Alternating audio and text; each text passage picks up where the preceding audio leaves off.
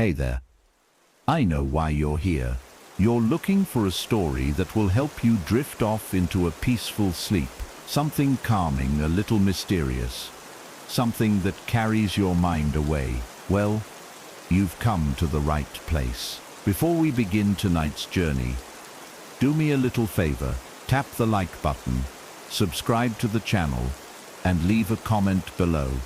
Even just a good night. It really helps more sleepy souls like you find their way here. Now, close your eyes, take a deep breath, and let's begin tonight's story.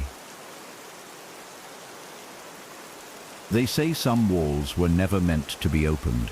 She didn't believe in old stories or whispered warnings until the day her hammer struck hollow plaster. Behind it, she found a diary. Its pages spoke of restless nights, unseen watchers, and a chilling final warning. Don't answer. But that night, as the house fell silent, she heard it.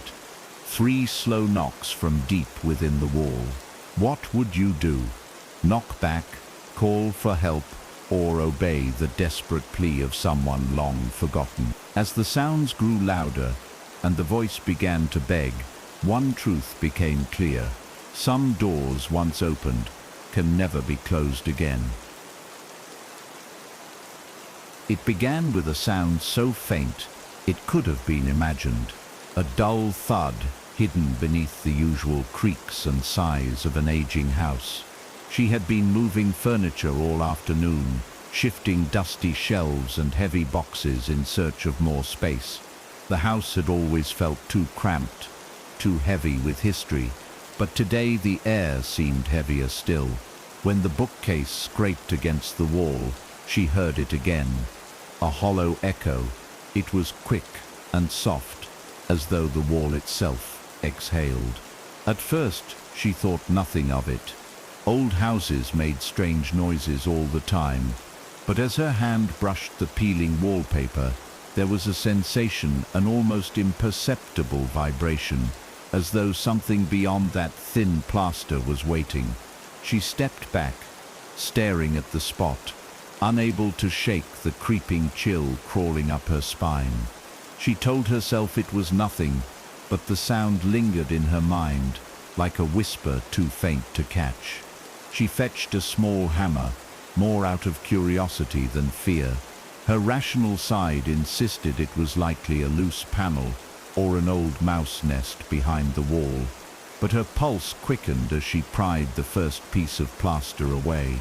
Dust filled her nose and made her eyes water, but she kept going, each strike louder than the last. Finally, her fingers brushed against something unexpected, cool, smooth, and unmistakably leather-bound. It was wedged in a narrow cavity, hidden for decades, maybe longer. She tugged gently until it came free. A diary. Its cover was cracked and crumbling, the edges worn thin as if thumbed through countless times. A faint smell of mildew and something sweetly rotten wafted from it. She held it gingerly, turning it over in her hands. There was no name, no dates, only pages filled with hurried, shaky handwriting. She hesitated, then opened to the first page. The entries were unsettling in their intimacy, like glimpsing someone's secret descent into fear. They spoke of sleepless nights, of hearing faint knocks echoing through the walls, and of shadows lingering too long at the edges of vision. The words grew increasingly frantic with each page, the handwriting devolving into wild, sprawling lines. Phrases repeated over and over. It comes at night. It waits behind the walls. It won't stop until I answer. The final page bore only a single line, written in trembling strokes that trailed off like a dying breath. It knocks 3 times. Don't answer. She stared at the words, her fingers tightening around the leather cover. A cold unease settled over her, like a blanket soaked in ice water. She slammed the diary shut and placed it on the table, willing herself to forget it. But the warning replayed in her mind. over and over, as the day faded and the house darkened. That night, sleep came uneasily. The house felt different, heavier somehow, as though the walls themselves were pressing inward. She lay in bed, listening to the wind scrape tree branches against the siding, trying to lull herself with the mundane sounds of the night. Hours seemed to stretch like pulled taffy, each tick of the clock louder than the last. Then it came, 3 deliberate knocks. They echoed faintly from the room where she had found the diary. Knock, knock, knock. Her breath caught in her throat. She strained her ears, heart pounding so hard she could hear her own blood rushing. The sound didn't come again. Perhaps she'd imagined it. Perhaps it was just the house settling. She told herself anything to push back the rising panic, but she didn't sleep. The next morning, sunlight did little to chase away the lingering dread. She tried to convince herself she was being foolish, that the knocks had been nothing more than a bad dream. She made coffee, paced the kitchen, and avoided looking toward the spare room. But the diary seemed to call to her. Against her better judgment, she opened it again, searching for some logical explanation in the scrawled pages. One entry caught her attention. It only knocks after you know it's there. It's waiting for acknowledgement. Don't give it what it wants. Her stomach turned. She slammed the diary shut once more and shoved it into a drawer, out of sight. But not out of mind. The second night, the knocks came again. Louder this time. Knock, knock. Her heart raced as she pulled the covers over her head like a child. She wanted to scream, but no sound escaped her lips. The air felt thick, heavy, with an invisible presence. Then a voice, faint but distinct, seeped through the walls. Please, let me out. Her blood ran cold. It was a man's voice, hoarse, pleading, and utterly wrong. She didn't move. She didn't breathe. The diary's warning screamed in her mind. Don't answer. She squeezed her eyes shut, praying for morning. By the third night, she had barricaded the room. Furniture piled against the door, nails hammered into place, any measure she could think of to seal it off. But at midnight, the knocks came again. Knock, knock, knock, nah. Louder, closer, this time from the wall adjacent to her bed. The voice followed. You found me. You have to let me out. Tears streamed down her face as she pressed her hands to her ears. Don't answer, she whispered, over and over, like a prayer to no God she believed in. Don't answer. The knocks grew frantic, faster, as though whatever was behind the wall was pounding with both fists. Then, silence, complete and suffocating. Morning brought no peace. She found the diary lying open on the kitchen counter, though she had locked it in a drawer. A fresh entry had appeared overnight, written in that same desperate hand. You're almost ready. Just one more knock. The house felt alive now, not in the way old homes creak and shift with the seasons, but in a way that made her skin prickle and her breath hitch whenever she walked its halls. Every corner seemed to hum with a low, almost imperceptible vibration. Every room felt like it was holding its breath. She tried to avoid the spare room completely, but the thought of the diary, of those words etched in frantic ink, gnawed at her. Just one more knock. What did it mean? She caught herself staring at the walls for long stretches, waiting, listening. Even the hum of the refrigerator seemed menacing now. Her phone sat untouched, as if calling someone, anyone, would make it worse, would make it real. Outside, the world continued, oblivious, but inside, time felt broken. It was as if the house existed in a pocket of dread, where the sun could barely reach. That night, she tried sleeping in the living room. The couch was lumpy, the air colder. She buried herself under blankets and turned the television on low, the flickering light offering a fragile comfort. Midnight crept closer, minutes dragging like hours. At exactly 12:03, it started. Knock, knock. Not from the spare room this time, but from the wall directly behind the couch. She froze. The sound was slower, heavier, each knock deliberate, like a fist testing weak wood. She clutched a pillow to her chest, biting back a scream. The voice followed, soft and almost kind. This time, please, I'm so cold in here. Let me out. Her eyes burned with tears as she whispered to herself, don't answer, don't answer. But deep down she felt it. The pull, whatever was in the wall wanted her attention, needed it, and the urge to respond itched at the edge of her mind, like a mosquito bite. You can't stop scratching. The knocks came every night after that. Sometimes in the bedroom, sometimes in the kitchen. Once it came from directly beneath her feet, the floorboards trembling with each impact. The voice too changed. One night it was desperate. I've been here so long. You're the only one who can hear me. Another night, angry. You're no different than her. She left me too. And worst of all, one night, it was mocking. You're already listening. That's all I needed. The words echoed in her skull long after they stopped.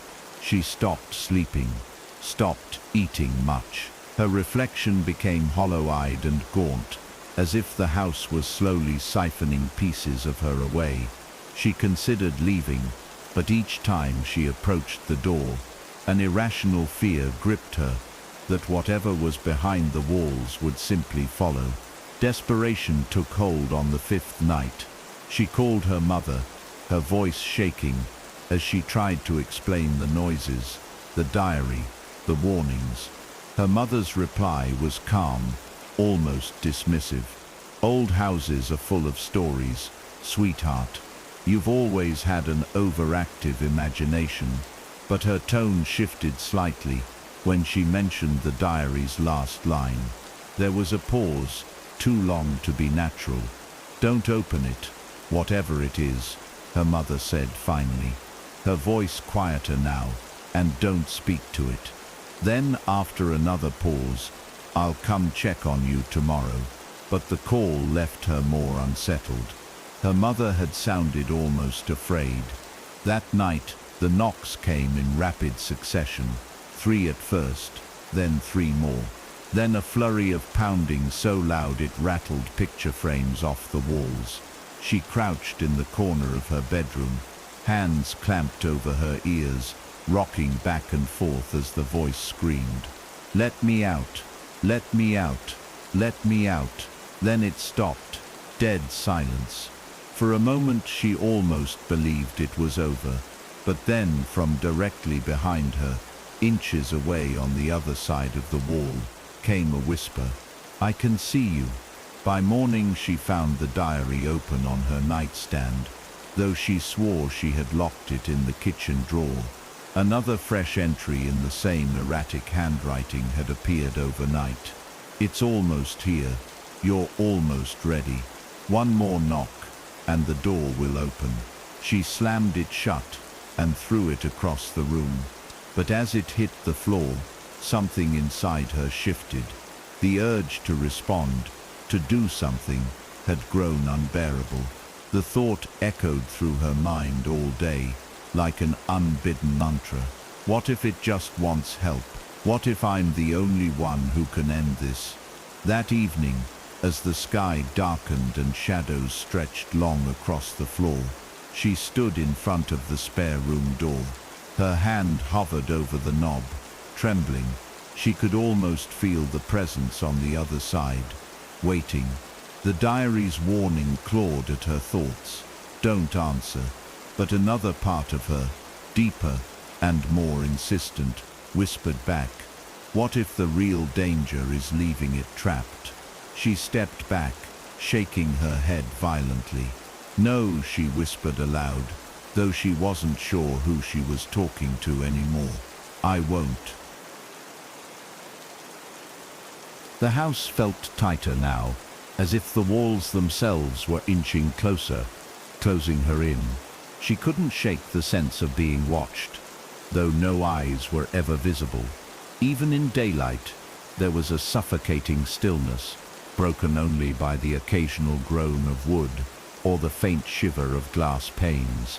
She spent the day trying to drown out the creeping paranoia with noise, music blaring, television droning, but beneath it all, she felt it.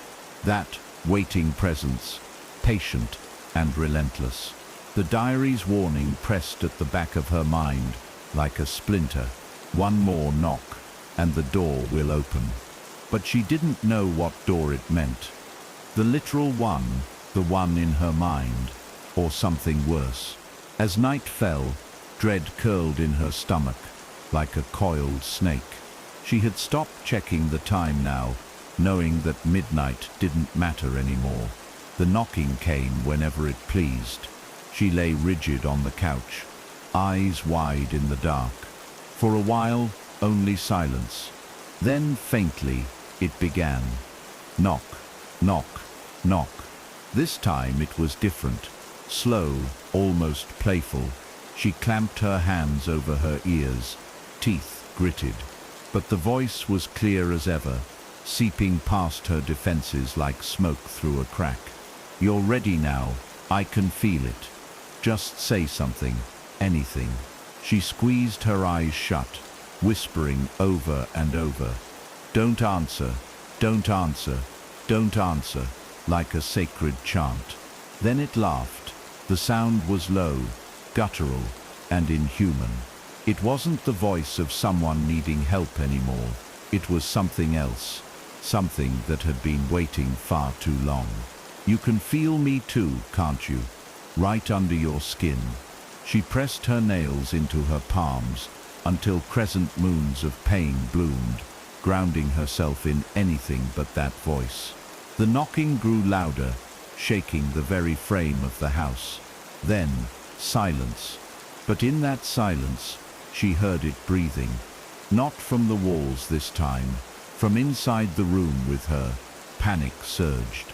She bolted upright, fumbling for the light switch.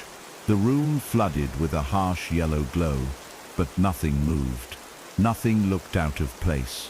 She ran to the front door, fingers scrambling with the deadbolt, but it wouldn't turn. It was as if the lock had been fused shut. "Please," she whispered to no one. "Leave me alone." The air shifted behind her. A soft whisper brushed her ear. "But you found me. That means you belong to me now." She spun, but the room was empty. The shadows seemed deeper, thicker, almost liquid. When dawn finally broke, she hadn't slept. Her skin felt paper-thin, her thoughts frayed.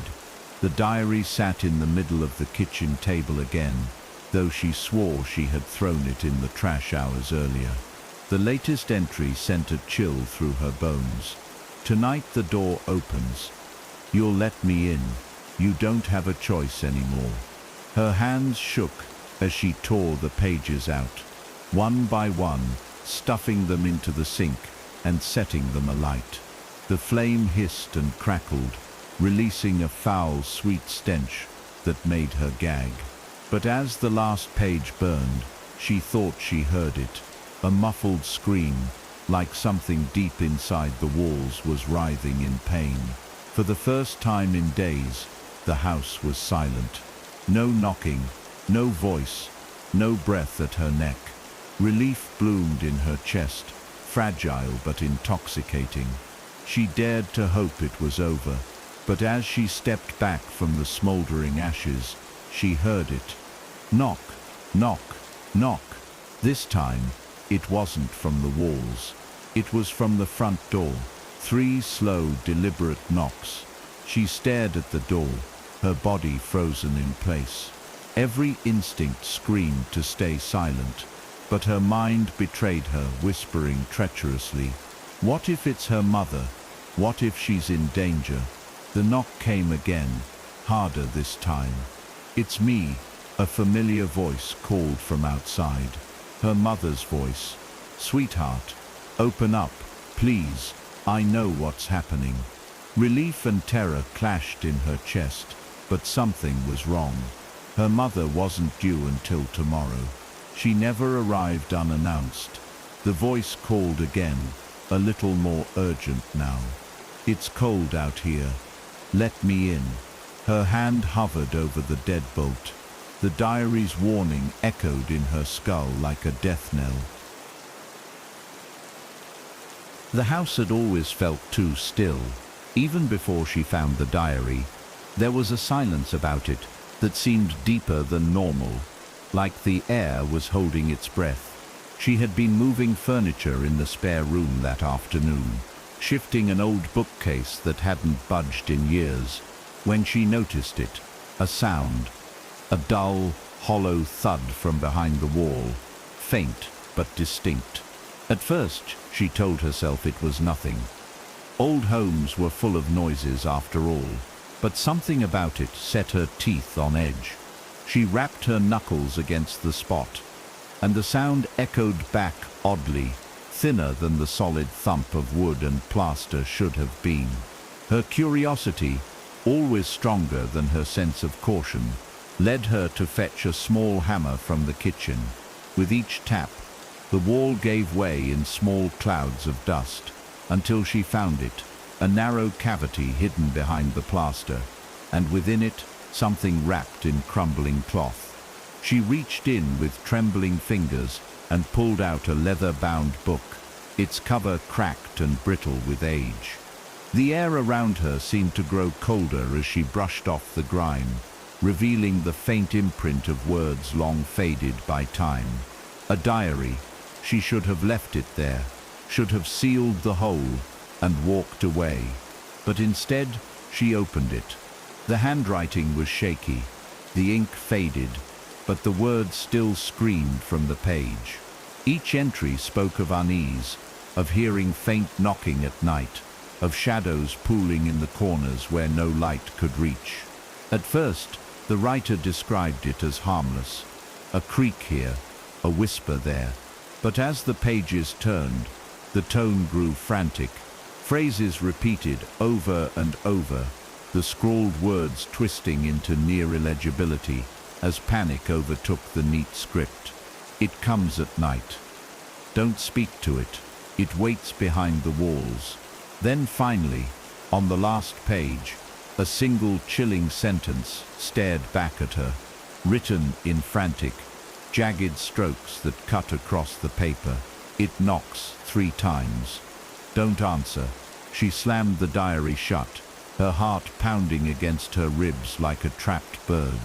She set it down on the kitchen table, hands shaking, and tried to laugh off the fear crawling up her spine.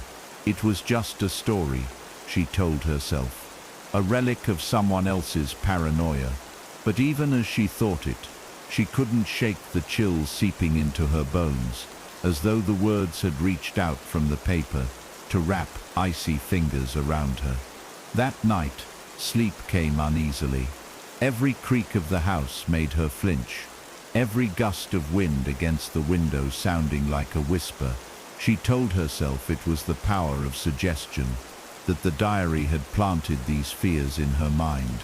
But deep down she felt it, the shift in the air, the almost imperceptible hum vibrating through the floorboards.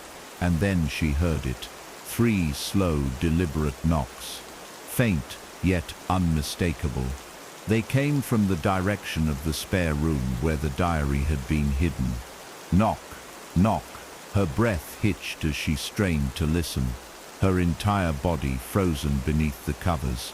The sound didn't come again, and she told herself it had to be her imagination. But sleep never came, and the darkness seemed to press closer around her with each passing hour. Morning light did little to dispel the tension in her chest. The house felt heavy, the air thick and unmoving. She avoided the spare room entirely, but her thoughts kept circling back to the diary. Against her better judgment, she opened it again, scanning the pages for answers. One entry near the middle caught her eye. It only knocks after you know it's there. It's waiting for acknowledgement. Don't give it what it wants.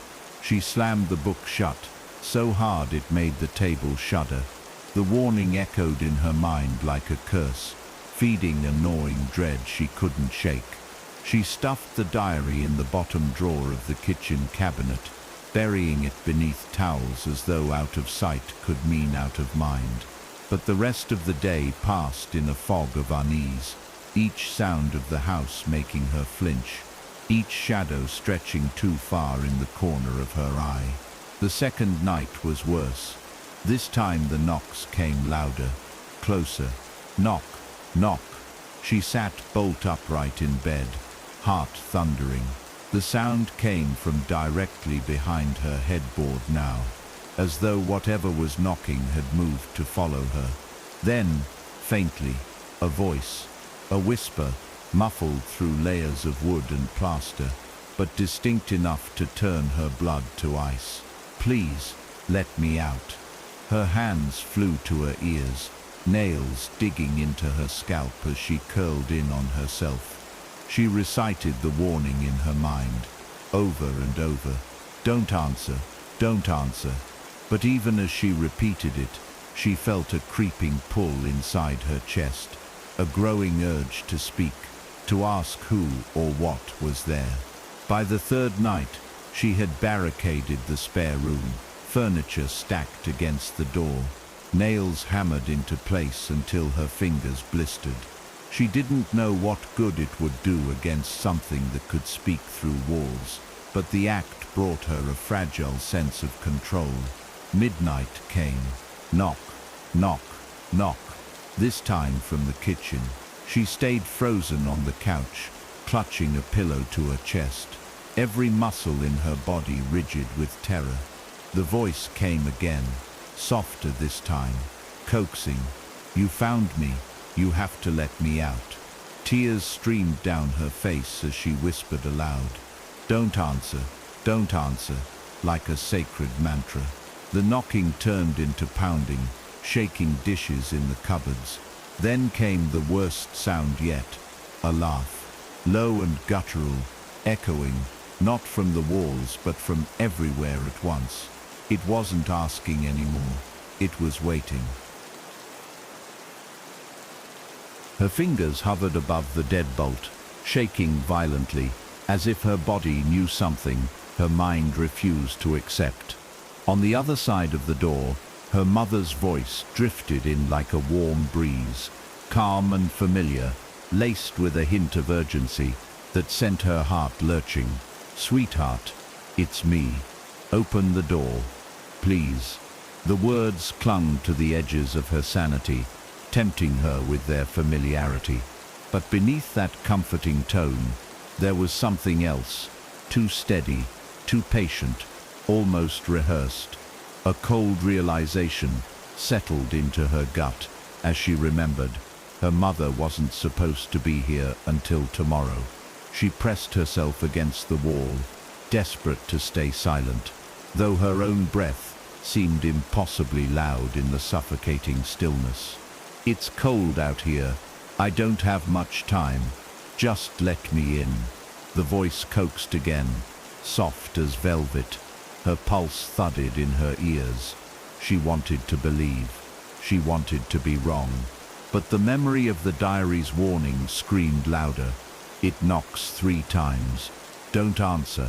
The first knock came, slow and deliberate. It rattled the doorframe and vibrated through the floorboards like the heartbeat of something impossibly large. She flinched, teeth clamping down on her lip, so hard she tasted copper. Honey, you don't have to be afraid, the voice continued, as tender as a lullaby. I can help you. You've suffered enough. A second knock followed, heavier this time. The sound felt closer, more intimate, as if the door wasn't a barrier, but a thin veil between her and something waiting to step inside. Her legs threatened to give out as she backed down the hallway, eyes locked on the door, every instinct screaming that opening it meant more than letting in her mother. It meant letting in whatever had been waiting all this time. And still, part of her mind whispered treacherously, what if it really is her? What if she's in danger? The third knock thundered against the wood, like a battering ram. The air changed. It grew thicker, almost solid, pressing down on her lungs until every breath felt like inhaling water. She staggered, gripping the banister for support. Then, silence. The voice came again, no longer pleading but commanding, stripped of its motherly facade. You found me. You woke me. You don't get to ignore me now. The floorboards beneath her feet groaned as if bearing too much weight. From somewhere deep within the walls came a low rumble, almost a growl, that set her teeth on edge. She squeezed her eyes shut and whispered, "No," her voice trembling. "I won't answer. I won't."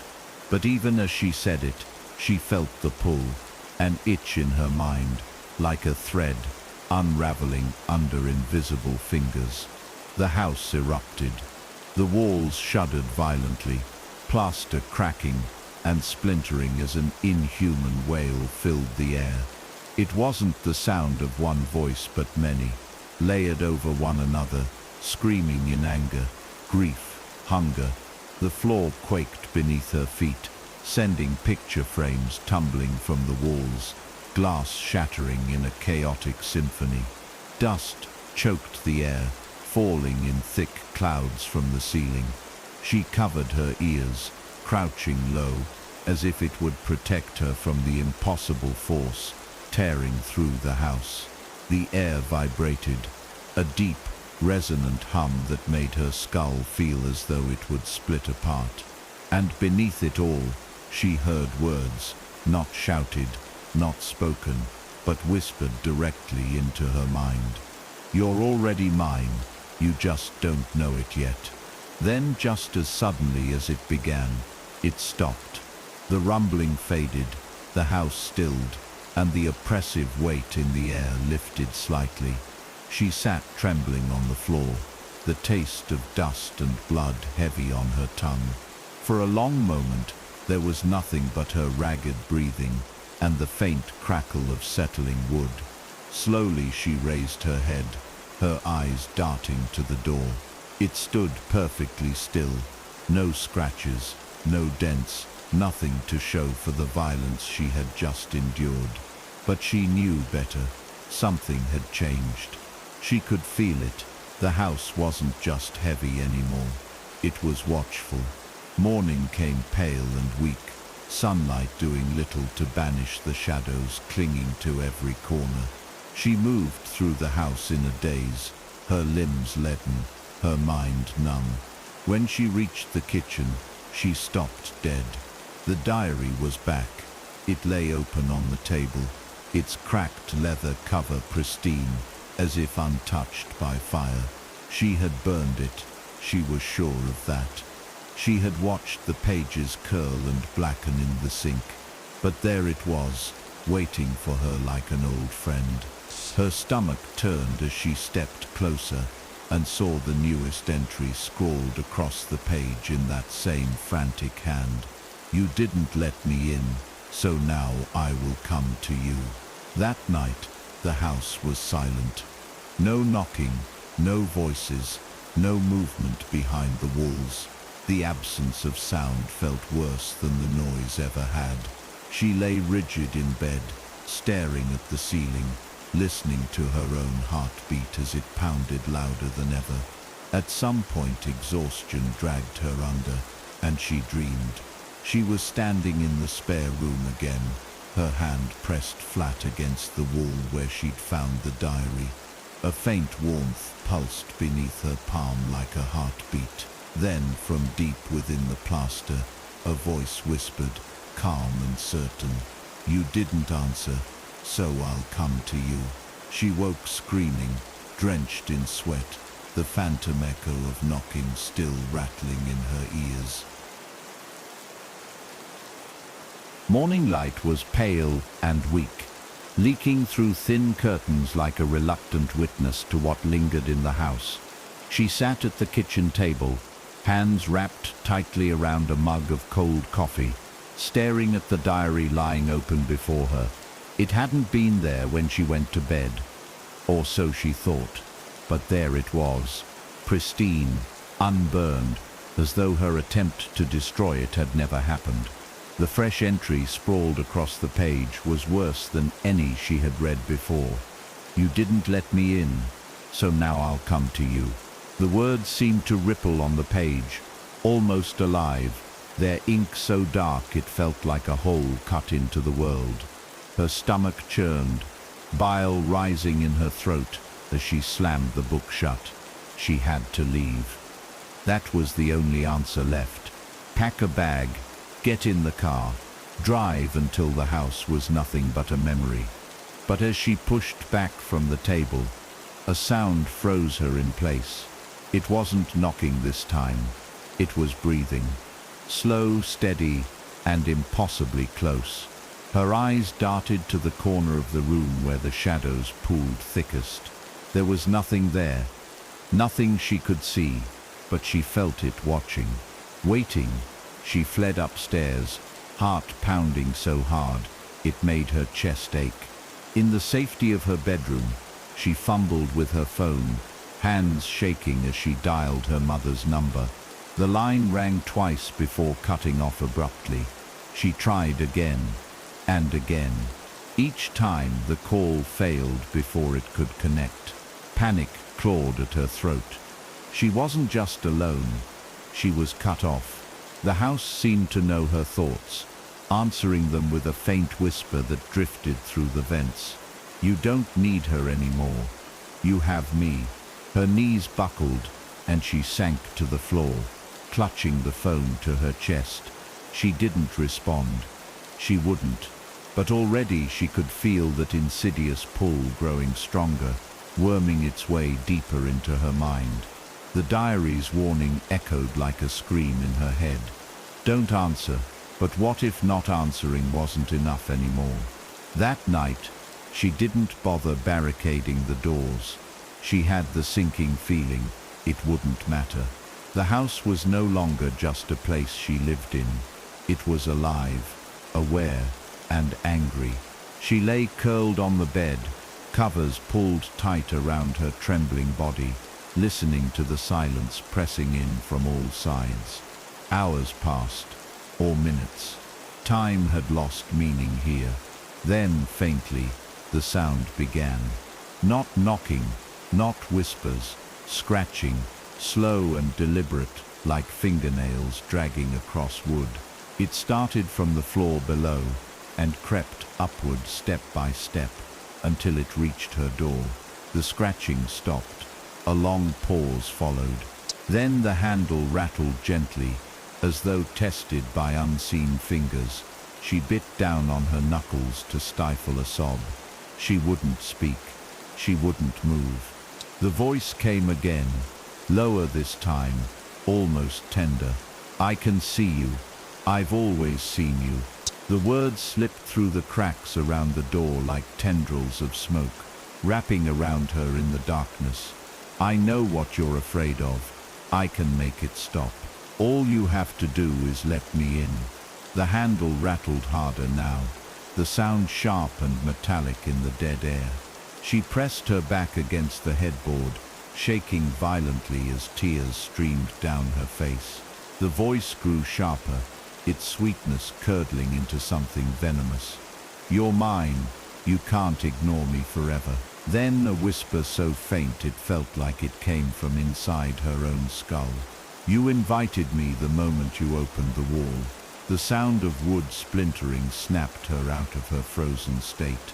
She bolted upright as a deep crack appeared in the door frame, as though invisible hands were prying at the edges. Her chest heaved as she looked around wildly for anything she could use to defend herself. But what weapon could stop something like this? The thought barely had time to form before the crack widened with a sickening groan. She squeezed her eyes shut and screamed. No. The air shifted violently, and suddenly there was silence again. When she dared to open her eyes, the door was intact. No cracks, no splinters, just the quiet hum of the house, as if nothing had happened, but she knew better. When the sun rose, she didn't move from the bed.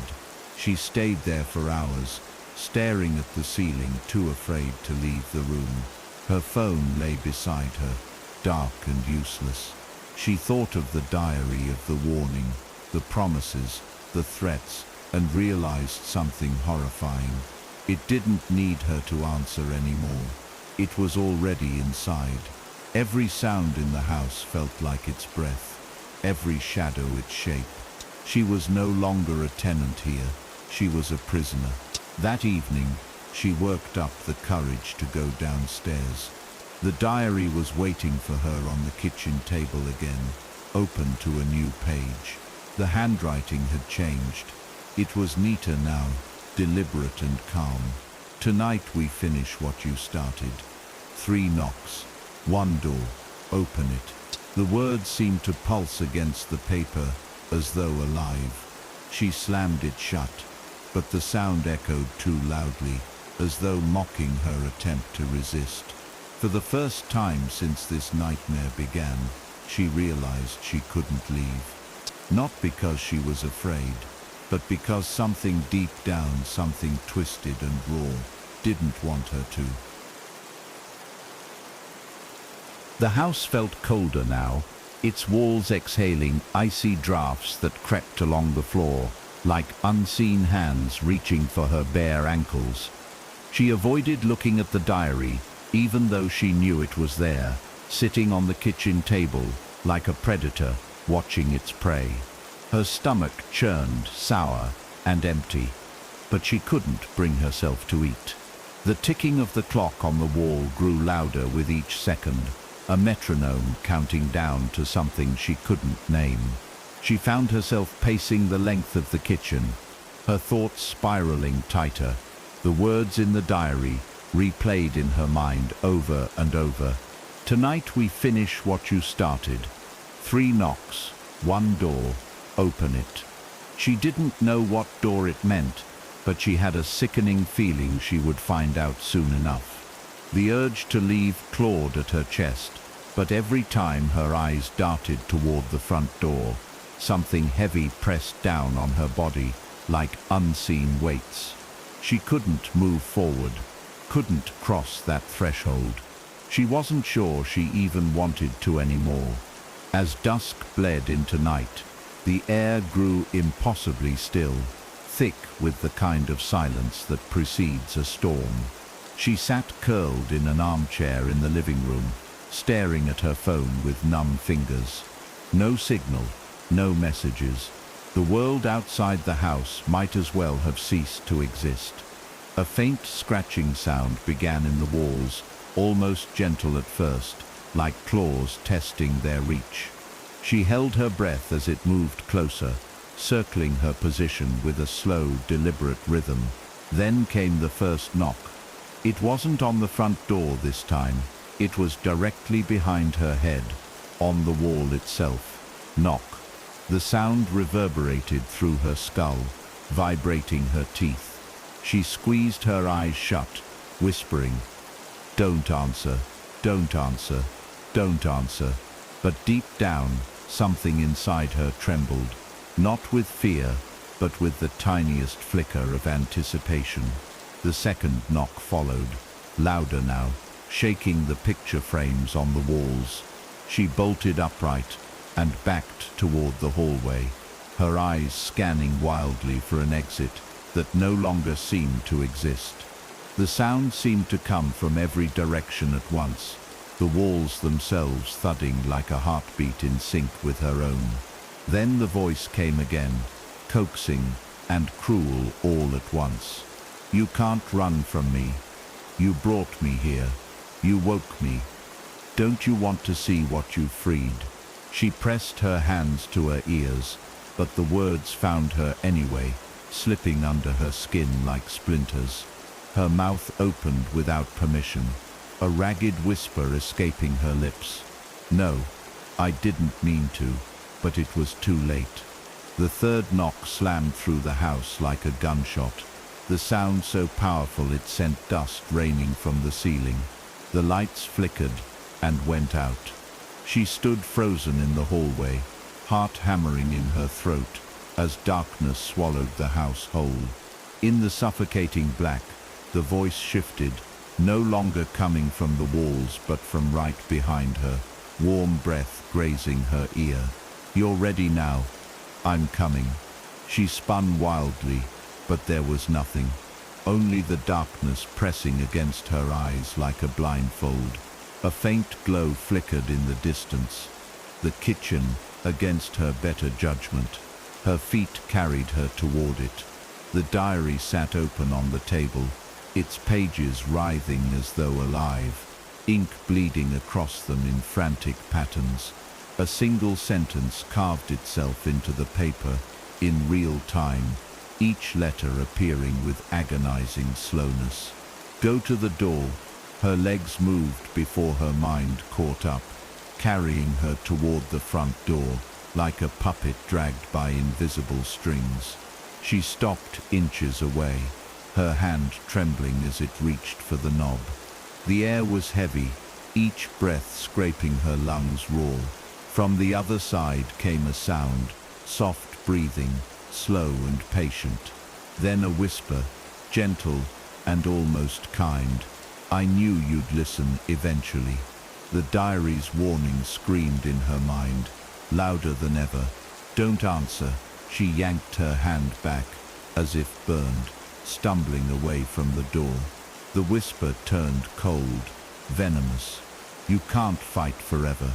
The doorknob rattled violently, then stilled. She stood paralyzed in the hallway, waiting for the next move. But the house was silent again. When morning came, the world outside the windows looked the same, trees swaying gently, birds flitting past. But it felt wrong somehow, too perfect. She realized with a jolt that she couldn't remember the last time she saw another human being. No mailman, no neighbors, not even a passing car. She pressed her forehead to the glass, searching for movement, but the street was empty. It wasn't just the house holding her captive. It was everything.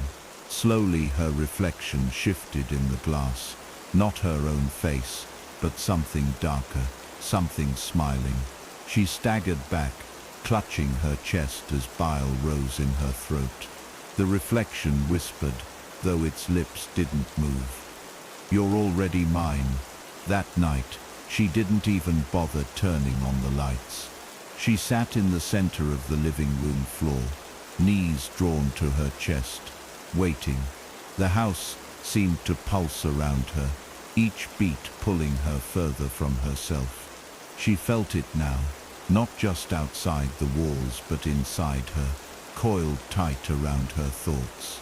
It didn't need to knock anymore. It was already here. The house no longer felt like a place she had once called home. It had become a living thing, breathing, watching, waiting. She could sense its heartbeat beneath the floorboards, a steady thrum that vibrated up her legs whenever she dared to move. She had stopped checking the windows. She already knew there would be nothing out there.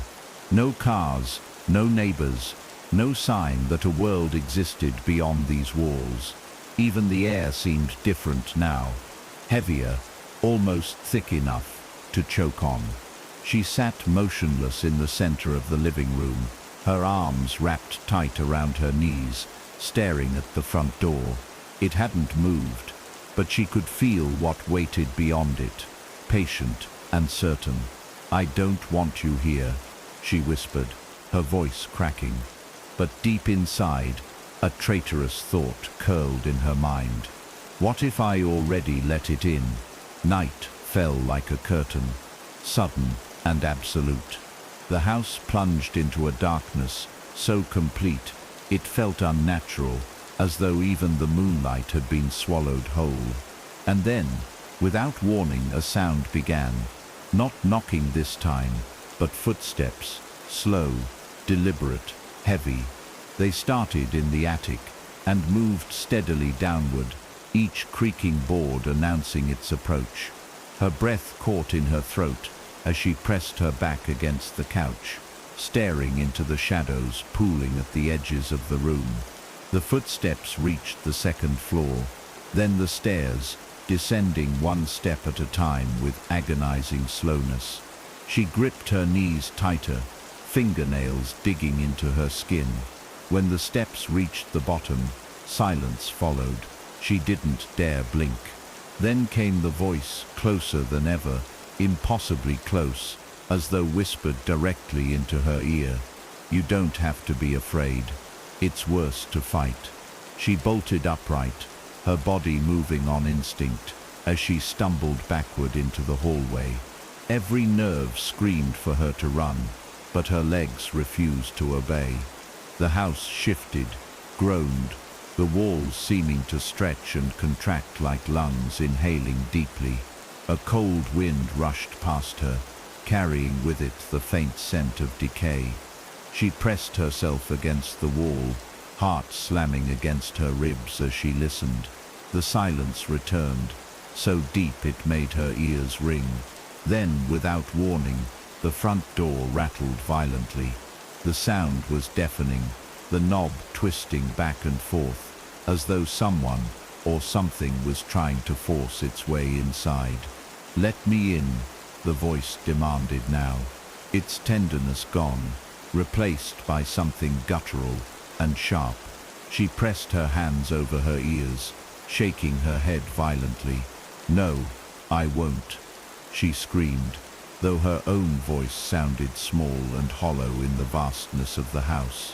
The rattling stopped. A pause followed, long enough for her to think, maybe it's gone. But then a new sound started, a low, wet scraping, like fingernails dragging across the wood of the door. The voice returned, quieter now, but far more sinister. You don't have to open it anymore. You've already invited me. Every time you read, every time you read, every time you listened. The scraping grew louder, moving along the walls circling her. She staggered toward the kitchen, gasping for breath, only to stop dead in her tracks.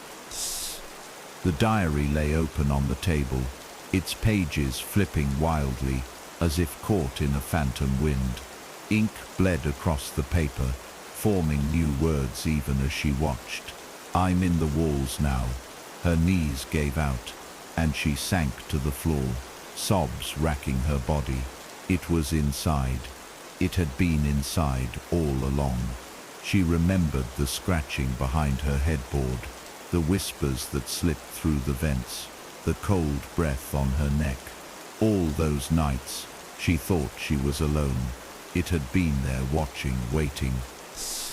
The air grew colder, and she felt it then, a faint pressure against her shoulder. She didn't dare turn, didn't dare breathe. The voice spoke again, no longer in her ear, but inside her head, resonating in the marrow of her bones. You're tired. Let me take care of you. She clenched her teeth, willing her mind to fight, but her body felt heavy, her eyelids dragging shut against her will. When she woke, the house was quiet again. The diary was gone. The front door stood perfectly still, sunlight streaming through the cracks. For a fleeting moment, she almost believed it had been a dream.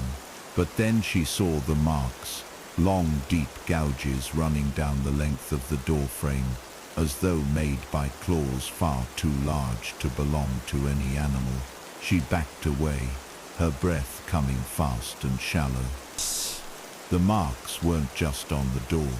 They trailed along the hallway walls, across the floorboards, up to the ceiling. As her eyes followed them, her stomach turned. The gouges led directly to her bedroom. She didn't go upstairs. She couldn't. Instead, she curled up on the living room floor, clutching a blanket around her trembling body. The thought came unbidden. It doesn't need the door anymore. It doesn't need permission. And worse, she felt it now, not just in the house but inside her chest, a second heartbeat pulsing beneath her own. The hours dragged by, each second stretching into eternity as she sat curled on the living room floor, listening to the subtle creaks and groans of the house shifting around her. Or was it shifting? She wasn't sure anymore. The boundaries between reality and nightmare blurred with every breath she took. She could feel the house watching her, every wall an unblinking eye, every floorboard a coiled muscle waiting to spring. Her body ached with exhaustion, but the thought of closing her eyes sent waves of panic through her. She couldn't sleep. Not now. Not when it felt like the house itself was breathing in sync with her, its silent inhalations pressing down against her chest until her ribs screamed. She wanted to leave, to run screaming into the sunlight, but even the memory of the outside world felt paper-thin, like a dream half forgotten. She had the creeping sense that if she opened the front door, there would be nothing there but endless black. Her stomach growled weakly, but the thought of food turned her nauseous. She stumbled toward the kitchen anyway, hoping the movement would dull the suffocating sense of dread. The diary was there again, waiting for her on the table, its cracked leather cover gaping open like a wound. New words had formed across the page, ink still glistening wet and black in the dim light. Upstairs, it's waiting. She felt a cold knot tighten in her gut. Her bedroom door, the gouges leading up the walls, disappearing into the shadows at the top of the staircase. She shook her head violently, whispering, "No, no, no," under her breath, as tears pricked her eyes. But already her feet were moving, drawn forward by an unseen tether winding around her mind. The stairs creaked beneath her weight, each step a gunshot in the silence. When she reached the top, she froze. Her bedroom door stood ajar, the darkness beyond so complete, it felt like staring into a void. She wanted to run, to turn and bolt back down the stairs, but her body betrayed her, carrying her forward with slow, jerking steps. The air grew colder with every inch closer, her breath fogging in the dimness. The gouges on the walls were deeper here, carved into the plaster, as though by claws desperate to escape or enter. A faint sound drifted out from the room, breathing, slow, steady, almost content. She pressed her back to the hallway wall, her nails digging crescent moons into her palms. She shouldn't look. She knew this with every fiber of her being, but something deep inside, something no longer entirely her own, whispered otherwise. "Look, you've come this far. You need to see." She pushed the door open with a trembling hand. The room beyond was wrong. The dimensions felt distorted, the corners stretched too high, the floor slanting at an impossible angle. Shadows oozed across every surface, clinging to the walls like living things. And in the center of the room, where her bed should have been, was a hole, a perfect black circle, wide enough to swallow her whole, pulsing faintly like a second heart.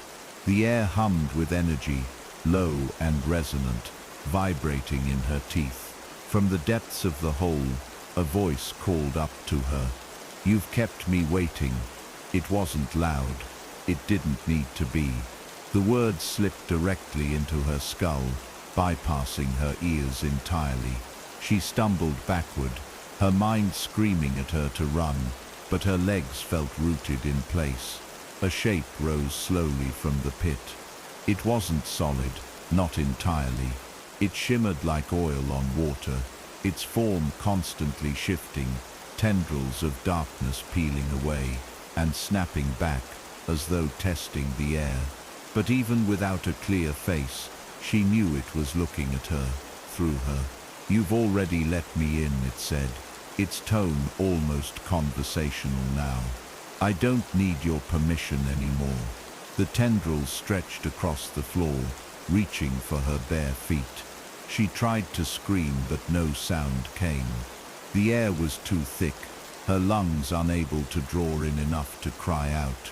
The tendrils brushed her ankles, and a cold so deep it felt ancient surged up her legs.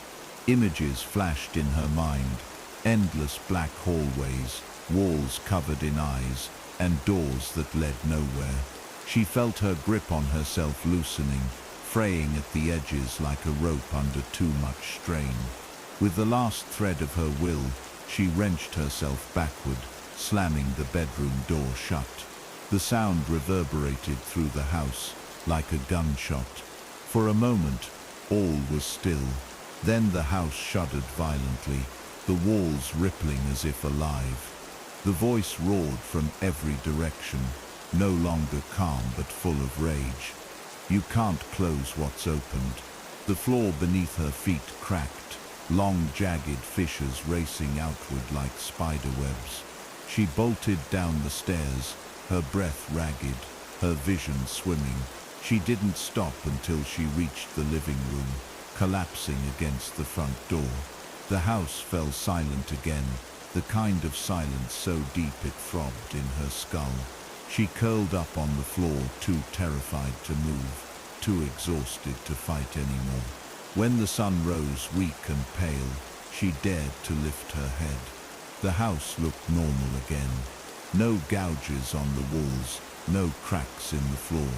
Her bedroom door was closed, its surface smooth and unmarked. It was as if nothing had happened, but she could feel it now, inside her, coiled tight around her thoughts like a serpent. Every blink, every breath, every heartbeat felt slightly off, as though she was no longer entirely herself. She stumbled to the kitchen, and there it was. The diary, waiting. A new sentence sprawled across the page in perfect, neat script. "You are the door now." The air in the house had changed. It no longer smelled of dust and wood polish, but of something metallic and sharp, like iron and rot. She woke to the sound of her own shallow breathing, her body stiff from sleeping on the living room floor. The memory of last night wasn't hazy. It was vivid, burned into her mind, like the after-image of a bright light. The thing in her bedroom, the words in the diary, "You are the door now." She pressed her hands to her face, willing herself to stay calm, but the thought slithered through her mind unbidden. What does that mean? She could still feel it, coiled inside her like a second heartbeat, patient and silent. When she moved, the house seemed to sigh in response, a low groan vibrating in the walls. She staggered to her feet, gripping the doorframe for balance. The sunlight streaming through the window was weak and pale, doing nothing to drive away the chill in her bones. It wasn't over. It had never been over. She stumbled into the kitchen, hoping to find some small comfort in the normalcy of coffee or toast. But the sight of the diary on the table stopped her cold. It was open again, though she didn't remember touching it. This time, the ink was thick and glossy as though freshly spilled. The letters scrawled across the page with violent urgency. "The knocking won't stop until you let it through." Her stomach clenched, bile rising in her throat. She wanted to burn it again, to tear it to shreds and scatter the pieces, but she knew it wouldn't matter. The diary had become part of the house, just as the house had become part of her. She slammed it shut, Anyway, the sound echoing far too loudly in the stillness. A soft, rhythmic sound began almost immediately after. Knock, knock, knock. Not at the front door. This time, it was coming from every direction at once. The sound followed her as she fled upstairs, each knock vibrating through the walls, floorboards, even the air itself. She pressed herself against the hallway wall outside her bedroom, heart pounding so hard it hurt. The knocking grew faster, more insistent, until it sounded like dozens of fists pounding in unison. Then it stopped. For a moment, silence reigned. She could hear only her own ragged breaths, her pulse roaring in her ears. Then came the voice, low and amused, as though it had been watching her panic with quiet delight. "You can't keep me out. I'm already here." She clamped her hands over her ears, shaking her head violently, but the words sank in anyway, curling like smoke in her thoughts. She slid down the wall, curling into herself as tears streamed hot and unbidden down her cheeks. She couldn't tell where her thoughts ended and its whispers began anymore. It wasn't just in the walls now. She could feel it in her veins, in the hollow spaces behind her eyes, in the steady rhythm of her own pulse. She remembered the diary's words, replaying them like a mantra in her head. "It knocks 3 times. Don't answer." But if she was the door now, wasn't her very existence an answer? She pressed her palms to her temples, willing the thought away, but it only grew louder. From somewhere deep within the house came a new sound. Footsteps, slow, deliberate, impossibly heavy. They circled beneath her on the ground floor, each step creaking and groaning, as though the weight was too much for the boards to bear. She could almost picture it, pacing, head tilted, waiting for her to come down. Hours passed, or maybe it was minutes. Time had no meaning anymore. When the footsteps finally stopped, the silence that followed was worse. She waited, holding her breath, but nothing happened. Slowly, cautiously, she crept back toward the stairs. She peered down into the gloom of the lower level, every muscle in her body coiled tight like a spring. The house looked normal, but she could feel it watching her. She made it down 2 steps before a new sound froze her mid-breath. A whisper, soft and coaxing, curling up from below. "Come see what you've let in." Her knees buckled, and she caught herself on the railing, her fingers gripping the wood so hard it threatened to splinter. The whisper came again, closer this time. "You don't have to be afraid. You've already opened the way." She bolted back up the stairs, slamming her bedroom door behind her. But the moment the latch clicked, she knew it was pointless. The room wasn't a sanctuary. It was the heart of it all. The shadows were thicker here, clinging to the corners like oil. She pressed herself against the door, sliding down until she was crouched on the floor, rocking back and forth. The hum in the air grew louder, a low vibration that set her teeth on edge.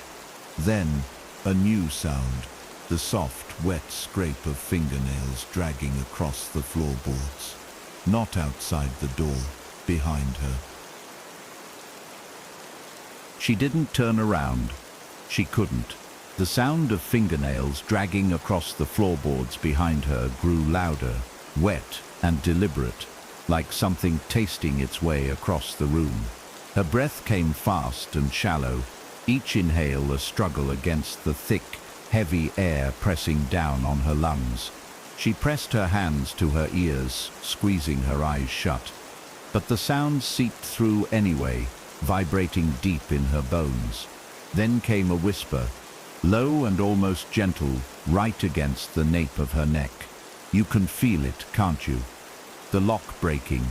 Her stomach churned violently, and for a moment she thought she might vomit. She could feel it now, something inside her shifting, crawling beneath her skin like hundreds of tiny legs. Her fingers trembled as she reached up to touch her face. The skin felt wrong somehow, softer, thinner. She jerked her hand back, terrified of what she might feel if she pressed harder. The shadows at the edges of her vision pulsed, deepening into pools of black that seemed to swell and recede like waves. A soundless vibration started in her skull, a steady thrumming that made her teeth ache. She dug her nails into her thighs, trying to ground herself, but the sensation only grew worse. "It's not the house anymore," the voice whispered from nowhere and everywhere at once. "It's you." Her body convulsed with a shiver so violent it felt like her bones might snap. The floor beneath her felt softer now, almost like flesh. She dared to crack her eyes open, and immediately regretted it.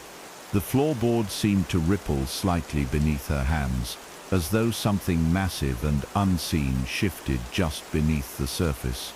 A sound like laughter bubbled up from the depths, wet and gurgling. It wasn't human. It wasn't anything she could name. "You opened the way," the voice said, no longer soft, but rich with delight. "Now you carry it. You are the door." She clamped her hands over her mouth, biting back a scream. The words from the diary echoed relentlessly in her mind. "It knocks 3 times. Don't answer." But she understood now. She had already answered, hadn't she? The moment she found the diary, the moment she read its entries, she had opened herself to it. The knocking wasn't coming from outside anymore. It was inside her. 3 slow thuds echoed in her chest, like a second heartbeat, deep and resonant. Knock, knock. Her body moved on its own, her limbs heavy and uncooperative, as though pulled by invisible strings. She staggered to her feet, gripping the wall for balance as her legs shook violently. Her reflection caught her eye in the cracked mirror on her dresser. She froze. The face staring back wasn't hers, not entirely. The eyes were too dark, the pupils swallowing almost the entire iris.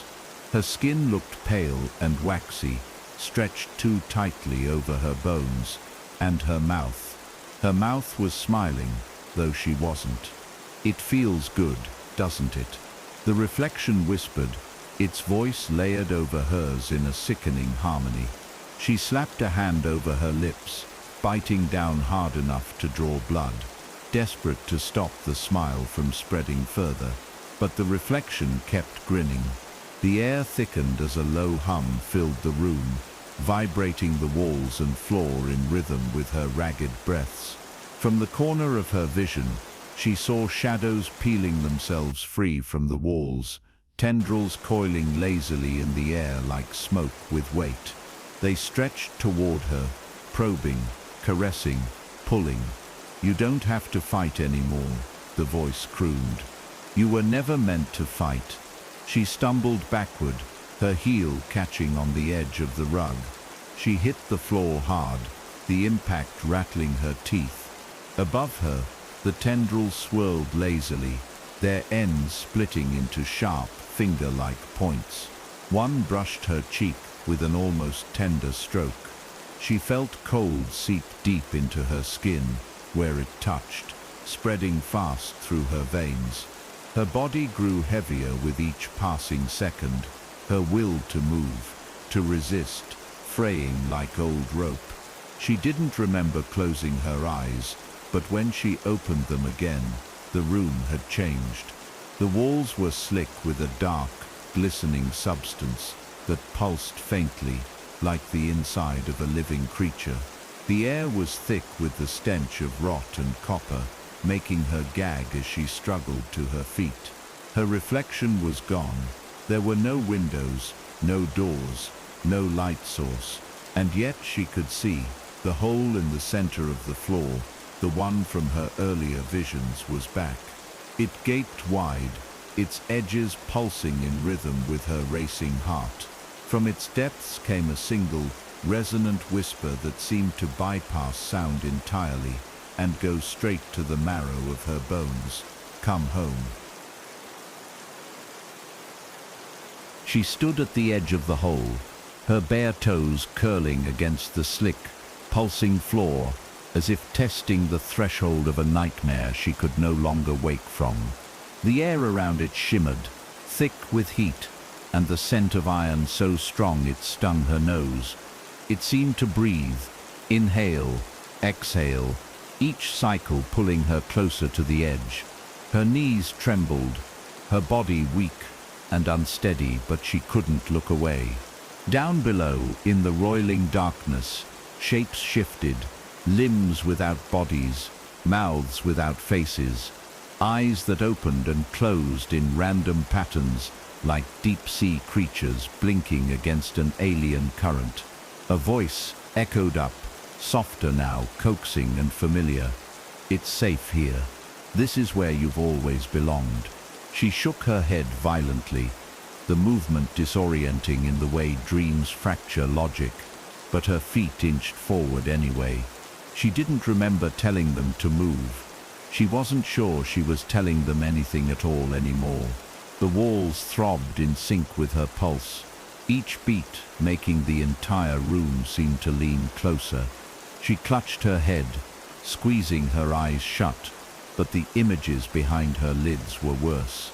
Flashes of her own reflection twisted into something monstrous, skin stretched taut, eyes like pools of tar, mouth splitting unnaturally wide.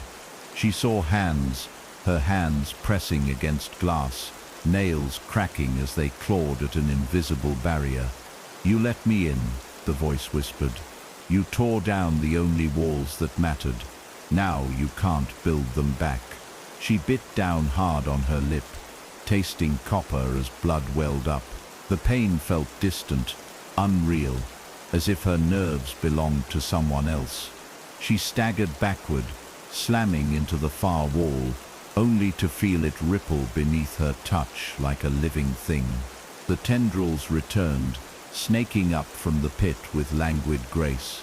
They coiled around her wrists and ankles, not tight, not yet, but firm enough to remind her of their presence. They felt impossibly cold, their touch sinking through her skin and into her bones. Her heart pounded wildly, though it no longer felt entirely her own. Each beat seemed slower, heavier, almost deliberate, as if something else was winding her like a clock. "You've carried me so well," the voice said, tender now, as though praising a faithful pet. "But you've fought long enough. Rest. Let me finish this." A single tendril brushed her cheek, leaving behind a trail of icy numbness. Her jaw trembled as she forced out a whisper, cracked and fragile. "No, you're not real." The voice laughed, low and delighted, a sound so vast it seemed to come from beneath the floor, the ceiling, even her own chest. "I'm more real than you'll ever be." Her body convulsed as the tendrils tightened slightly, coaxing her forward with deceptive gentleness. She dug her heels in, clawing at the floor, but her strength was draining fast, siphoned away, as if bled out through invisible wounds. The edges of the room began to blur, melting like wax under a flame, until all that remained was the yawning pit and the oppressive darkness swirling within it. "You are the door," the voice repeated, each word a hammer blow to her weakening resolve. "Every time you spoke my name, every time you read my words, you opened yourself wide." Her lips moved without her consent, forming words she couldn't hear. The voice spoke through her mouth now, its cadence layered with her own. 3 knocks, 1 door. Her body lurched forward, toes skimming the edge of the hole. Something primal surged up from deep inside her: fear, rage, desperation. She forced herself to twist against the tendrils, her fingers scraping at the floor as she screamed, "I'm not yours." The sound echoed, strange and warbled, as though the house itself rejected her defiance. For a heartbeat, the tendrils recoiled, their tips snapping back like struck snakes. The floor beneath her feet pulsed violently, cracking in jagged lines that spider-webbed out from the hole. From below came a roar, guttural and deafening, shaking the air so violently dust rained from invisible rafters. The temperature dropped further, so cold her breath came out in thick white plumes. She staggered back, pressing against the far wall, her body trembling violently. For the first time, the voice didn't sound calm, it sounded angry. You can't resist forever. The pit convulsed, spewing a thick black mist that rolled across the floor like a living tide. It clung to her legs, creeping upward, filling her mouth and nose with the taste of ash. Her vision swam, her limbs growing heavy and numb as she sank to her knees. Somewhere far away, she thought she heard knocking again, 3 slow, deliberate thuds that seemed to come from inside her skull. Knock, knock. She clutched her head, tears streaming hot down her frozen cheeks. Stop, she whispered, but her voice was lost in the roar of the house collapsing inward. Shadows coiled tight around her chest, pinning her in place as the voice murmured, "The door is open. You are the way." The black mist climbed higher, curling around her neck like a noose, thick and choking. Each breath burned as though she were inhaling smoke and ice all at once. Her arms felt heavy, her legs numb, her heartbeat sluggish and irregular. The knocking had grown louder, so loud it rattled her teeth and sent sharp pains lancing through her skull. Knock, knock, knock. It wasn't just sound anymore, it was sensation, each strike reverberating through her bones, shaking her from the inside out. She tried to scream, but her jaw refused to move, locked tight as though sewn shut. From the pit below, the voice rose again, no longer coaxing or tender, but triumphant, deep and resonant, like 1,000 whispers layered atop one another. "You fought long enough. The door is open. Step through." Her body leaned forward against her will, toes curling over the edge of the hole. She could feel heat rising from it now, thick and suffocating, carrying the scent of rot and old earth. Shapes shifted beneath the surface, writhing and tumbling like something vast and alive, waiting to surge upward. Her arms lifted slightly, as though preparing to dive. "You've carried me well," the voice crooned. "Now let me carry you."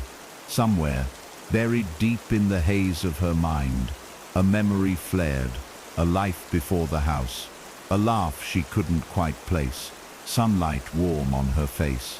It felt impossibly far away, like a dream fading in the morning light. The tears that slipped from her eyes now burned hot against her freezing skin. The shadows coiled tighter around her chest, squeezing until her vision sparkled with white pinpricks. "You can't fight me," the voice growled now, the edges of its words fraying into something inhuman. "You are mine." A sound like splitting wood filled the air as fissures snaked across the floor, walls, even the ceiling, bleeding thin streams of oily black liquid. She forced her fingers to twitch, then curl, then claw desperately at the wall beside her. Somewhere, somehow, a thread of stubbornness remained. Her voice broke free, hoarse and trembling. "I am not a door." The voice roared in fury, the shadows thrashing wildly around her, like enraged serpents. The floor beneath her feet lurched, sending cracks spiderwebbing outward as the pit widened with a deafening groan. She threw her weight backward, collapsing onto the slick, quivering floor. The tendrils reached for her again, but she kicked wildly, her foot connecting with something that felt both solid and formless. A shriek echoed through the house, high-pitched and furious, as if she'd struck a nerve. The mist recoiled slightly, swirling faster in a frenzy. She crawled backward, her palms slick with the black ooze now coating the floor, her breaths coming in sharp, shallow gasps. "You can't close what's already open," the voice snarled, its pitch rising, fracturing like glass under pressure. "I'm in you. I am you." Her head throbbed violently as an alien pressure built behind her eyes, threatening to split her skull apart. Then, as abruptly as it began, the mist stilled.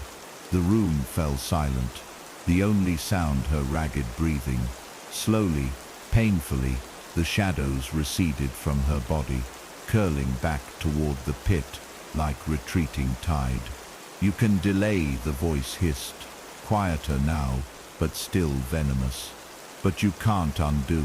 You were the perfect vessel." The hole shuddered, its edges cracking and crumbling as pieces of the floor fell away into the darkness below. From its depths, faint red light flickered, like embers hidden beneath ash. "This isn't the end," it whispered, almost tender again. "It's the beginning." With a deafening crash, the hole collapsed inward, sucking the mist and tendrils back into its depths. The floor sealed over, leaving no trace it had ever been there. She lay sprawled on the floor, chest heaving, her limbs trembling so violently she thought her bones might shatter. The house was silent again, oppressively so, but it no longer felt like the silence of emptiness. It was the silence of something watching. Slowly, she pushed herself upright, her palms sticky with black residue that was already fading into her skin. She staggered to her feet, swaying unsteadily as she stumbled toward the door. The hallway looked normal again, the walls unmarked, the air still and stale, but she knew better now. The house hadn't released her, it had simply changed the rules. Downstairs, the diary sat waiting on the kitchen table, its cover pristine, as if nothing had ever spilled across its pages. She didn't want to look, but her eyes betrayed her, drawn to the new words, scrawled in neat, elegant script. "You didn't close it, you became it." Her stomach churned violently, bile rising in her throat. She slammed the book shut, but the words burned behind her eyelids anyway. She fled to the living room, curling into the corner, pulling a blanket tight around her trembling body. She stared at the front door, half expecting it to burst open at any moment. But there was only silence. For now, somewhere deep inside, beneath her racing heart, she felt it, soft and deliberate. Knock, knock, knock, knock. The sunlight pouring through the window seemed different now, pale, thin, almost artificial. She sat on the couch, knees pulled tight to her chest, watching motes of dust drift lazily in the beam of light like tiny suspended whirls. The house was silent, unnervingly so, but she no longer trusted the quiet. It was the same silence she'd heard after the pit sealed itself, the kind that felt less like absence and more like anticipation. Every creak of wood, every faint tick of the clock made her flinch. Somewhere deep in her chest, beneath her ribs, that alien heartbeat pulsed faintly, steady as her own. She pressed a trembling hand to her sternum, as though she could feel it physically. "I'm still here," she thought, but the words felt hollow, their edges already eroding under something darker. The diary remained on the kitchen table, its leather cover catching the weak sunlight like a lure. She hadn't touched it since last night. She wanted to burn it, to bury it, to fling it into a river and let the current carry it far away. But something inside her whispered that it wouldn't matter. It would return. It always returned. She avoided looking directly at it, but she could feel its weight, its presence, like an eye fixed on her from across the room. A memory from the night before slithered back. The pit, the shadows, the voice claiming her as the door. Her stomach twisted violently. She had survived the night, but she no longer knew if she had survived as herself. She made her way upstairs with slow, measured steps, each creak of the floorboards beneath her feet sending sharp spikes of dread through her chest. The hallway seemed narrower than before, the walls leaning in slightly, painted shadows stretching too long in the dim light. She paused outside her bedroom door, staring at the wood, as if it might breathe. The gouges from before were gone, but she still remembered the sound of claws raking through the grain, the smell of rot seeping from the crack beneath. She reached for the knob, her hand trembling violently. She didn't want to open it. She didn't want to see what waited inside. But she couldn't ignore the tug anymore, the insistent pull in her chest that guided her like a fish caught on a line. She turned the knob. The room beyond was unchanged. Her bed, her dresser, the cracked mirror on the far wall. But it felt wrong. The air was thick and cold, carrying a faint metallic tang that made her nose sting. The mirror caught her eye, and her stomach lurched. Her reflection wasn't moving. It stared back at her with wide, dark eyes and a slack, expressionless mouth. She raised her hand slowly. The reflection didn't follow. It just stood there, watching, its lips twitching into a faint, unnatural smile.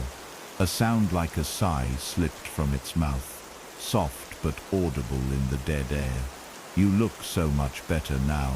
She stumbled back, knocking into the dresser, sending a picture frame clattering to the floor. The glass shattered, the sound impossibly loud. The reflection stepped forward. Or did it? The surface of the mirror rippled like disturbed water as a pale hand pressed against the glass from the other side. "You let me in," it whispered, its voice layered with hers, overlapping in perfect, unnatural harmony. "Now let me out." She bolted from the room, slamming the door behind her, her breath coming in ragged gasps. The hallway tilted slightly under her feet, as though the house had shifted. She clutched the banister, forcing herself down the stairs, but halfway to the living room she froze. There it was again, 3 deliberate knocks. Not at the door, not in the walls, from inside her chest. Her hands clawed at her shirt, desperate to quiet the sound, but it only grew louder, each thud resonating through her ribs like a war drum. The rhythm quickened, echoing in her skull, making her teeth vibrate. She collapsed onto the bottom step, clutching her head as tears streamed hot and fast down her cheeks. "Stop," she whispered. "Please stop." But the voice answered, calm and patient, as though speaking to a child. "Why stop? You've been so strong. Let me take the weight." She felt it then, a slow, creeping numbness starting in her fingertips and spreading inward, like ice crawling beneath her skin. She tried to move her hands, but they no longer obeyed her. The front door rattled suddenly, jerking in its frame, as though struck by a violent gust of wind. But there was no wind. The house was still. The rattling stopped, replaced by a slow scraping sound that traveled along the door frame, around the walls, and up the stairs toward her. She could feel it now, not outside, not even in the walls, but behind her eyes, in her blood, in her breath. "It's easier if you don't fight," the voice whispered sweetly. "The knocking only hurts when you resist." Her limbs grew heavier, her vision narrowing to a dark tunnel, as a single thought anchored her like a stone sinking into deep water. "I'm not alone in here anymore." She didn't remember how she ended up in the kitchen. One moment she was on the stairs, clutching her chest as the knocking rattled through her ribs. The next, she was standing over the diary, her fingers already tracing the cracked leather cover. The words from earlier burned in her mind like an afterimage. You didn't close it. You became it. Her hands trembled as she pried the book open. The pages fluttered on their own, as though caught by a phantom wind, stopping near the center.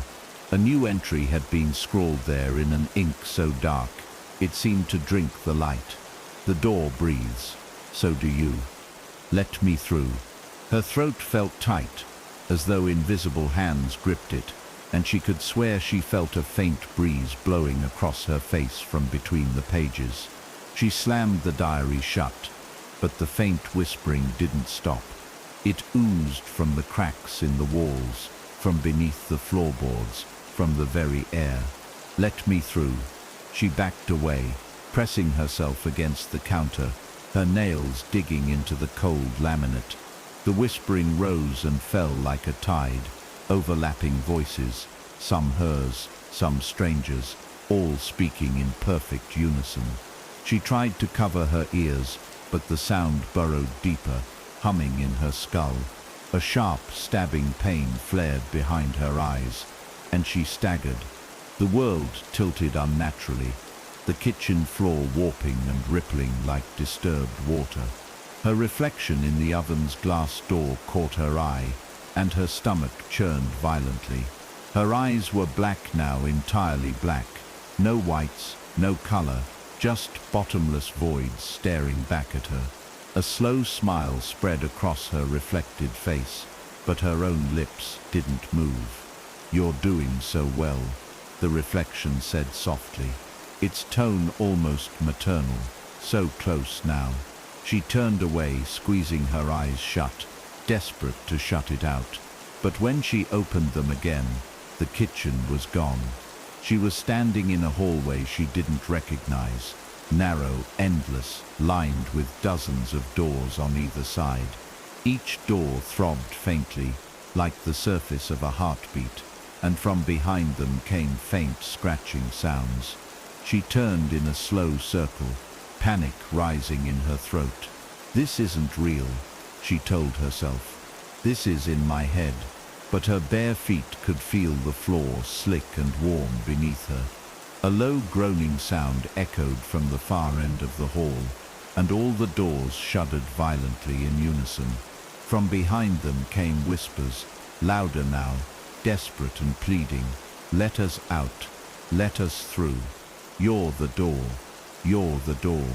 Her legs carried her forward against her will, each step sticky as though the floor clung to her soles. The whispers grew louder, overlapping until they became a deafening chant. You're the door. You're the door. You're the door. Her hands shot up to cover her ears, but the voices only grew sharper, slicing into her mind like broken glass.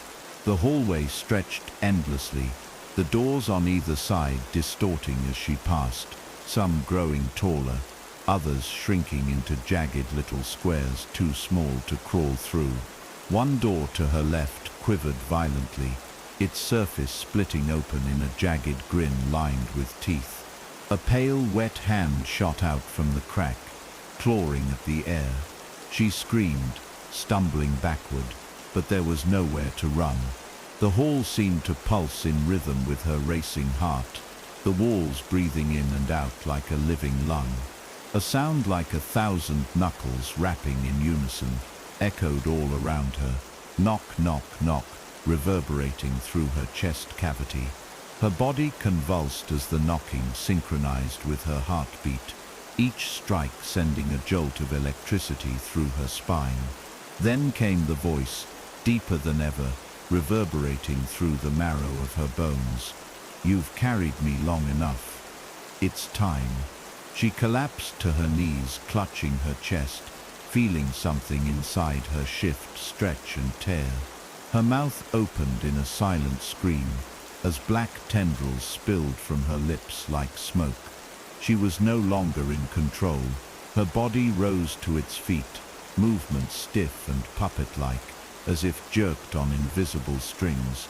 Her hands reached out, fingers brushing against one of the quivering doors. "You're the key," the voice whispered, dripping with satisfaction. "You're what opens the way." She tried to pull back, to resist, but her arms didn't obey. With a gentle push, the door swung wide open. Beyond it was nothing, just an infinite black expanse, shifting faintly as if alive. From the depths came a roar, guttural and vast, and a blast of icy wind that sent her hair whipping around her face. Shadows erupted from the void, clawing their way into the hall, dozens of formless figures spilling forward like smoke given shape. The figures rushed past her, brushing against her skin with freezing tendrils that left behind trails of numbness.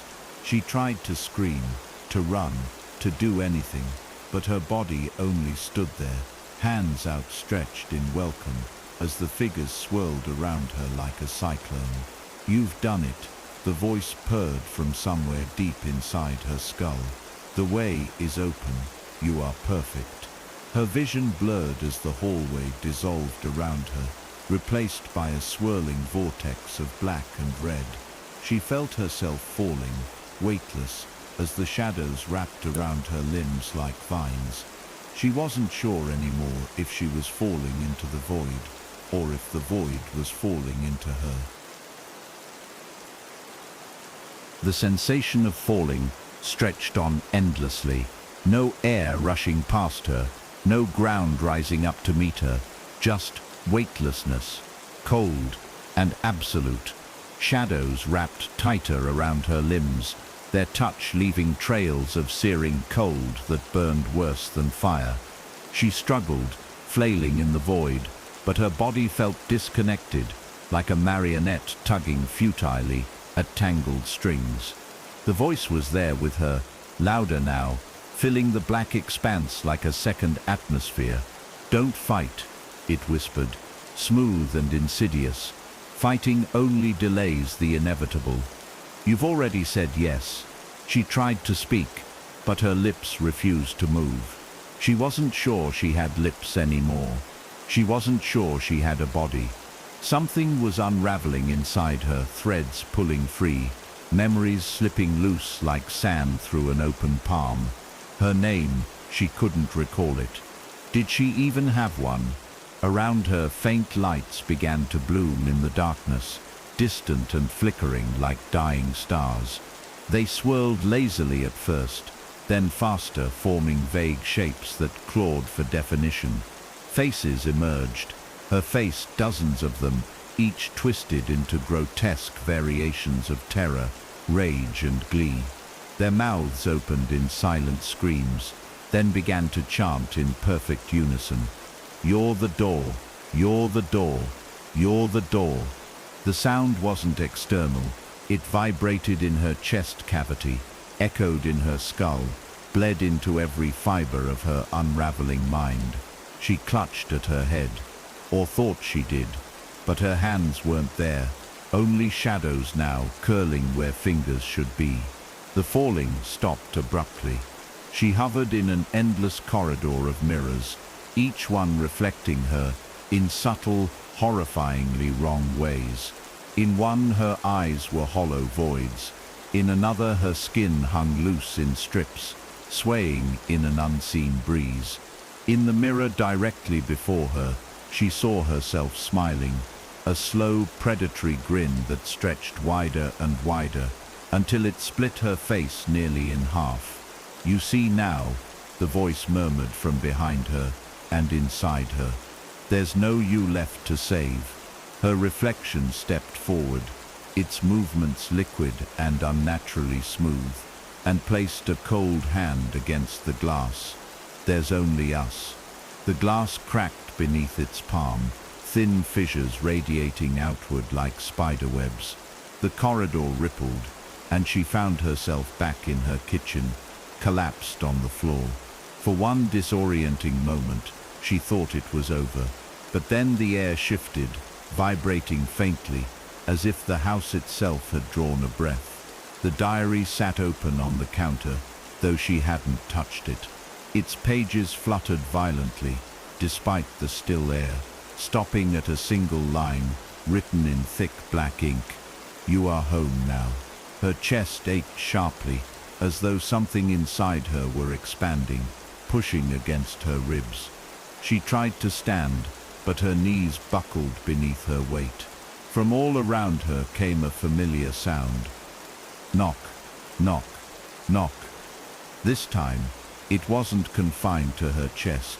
It echoed from the walls, the floor, even from the glass in the windows, each strike in perfect unison. She dragged herself toward the front door on trembling limbs, desperate for air, for freedom, for anything beyond this nightmare. Her fingers fumbled clumsily at the lock, but the knob twisted on its own, the door yawning open with an agonizing creak. Beyond it wasn't her neighborhood or the weak gray morning she expected. It was the void, the same swirling darkness from before, dotted with faint pulsing lights like distant eyes. A gust of frigid wind slammed into her chest, knocking her back onto the floor. The doorway stretched impossibly wide, swallowing the edges of the house as shadows began pouring through, spilling into her kitchen like smoke with weight. The figures moved slowly at first, dragging themselves across the floor with two long limbs and jointless serpentine grace. Their heads tilted in her direction in eerie unison. One by one, they began whispering her name. Not the one she remembered, but something older, stranger, that made her stomach churn to hear. "You carried us so well," they intoned. "Now carry us further."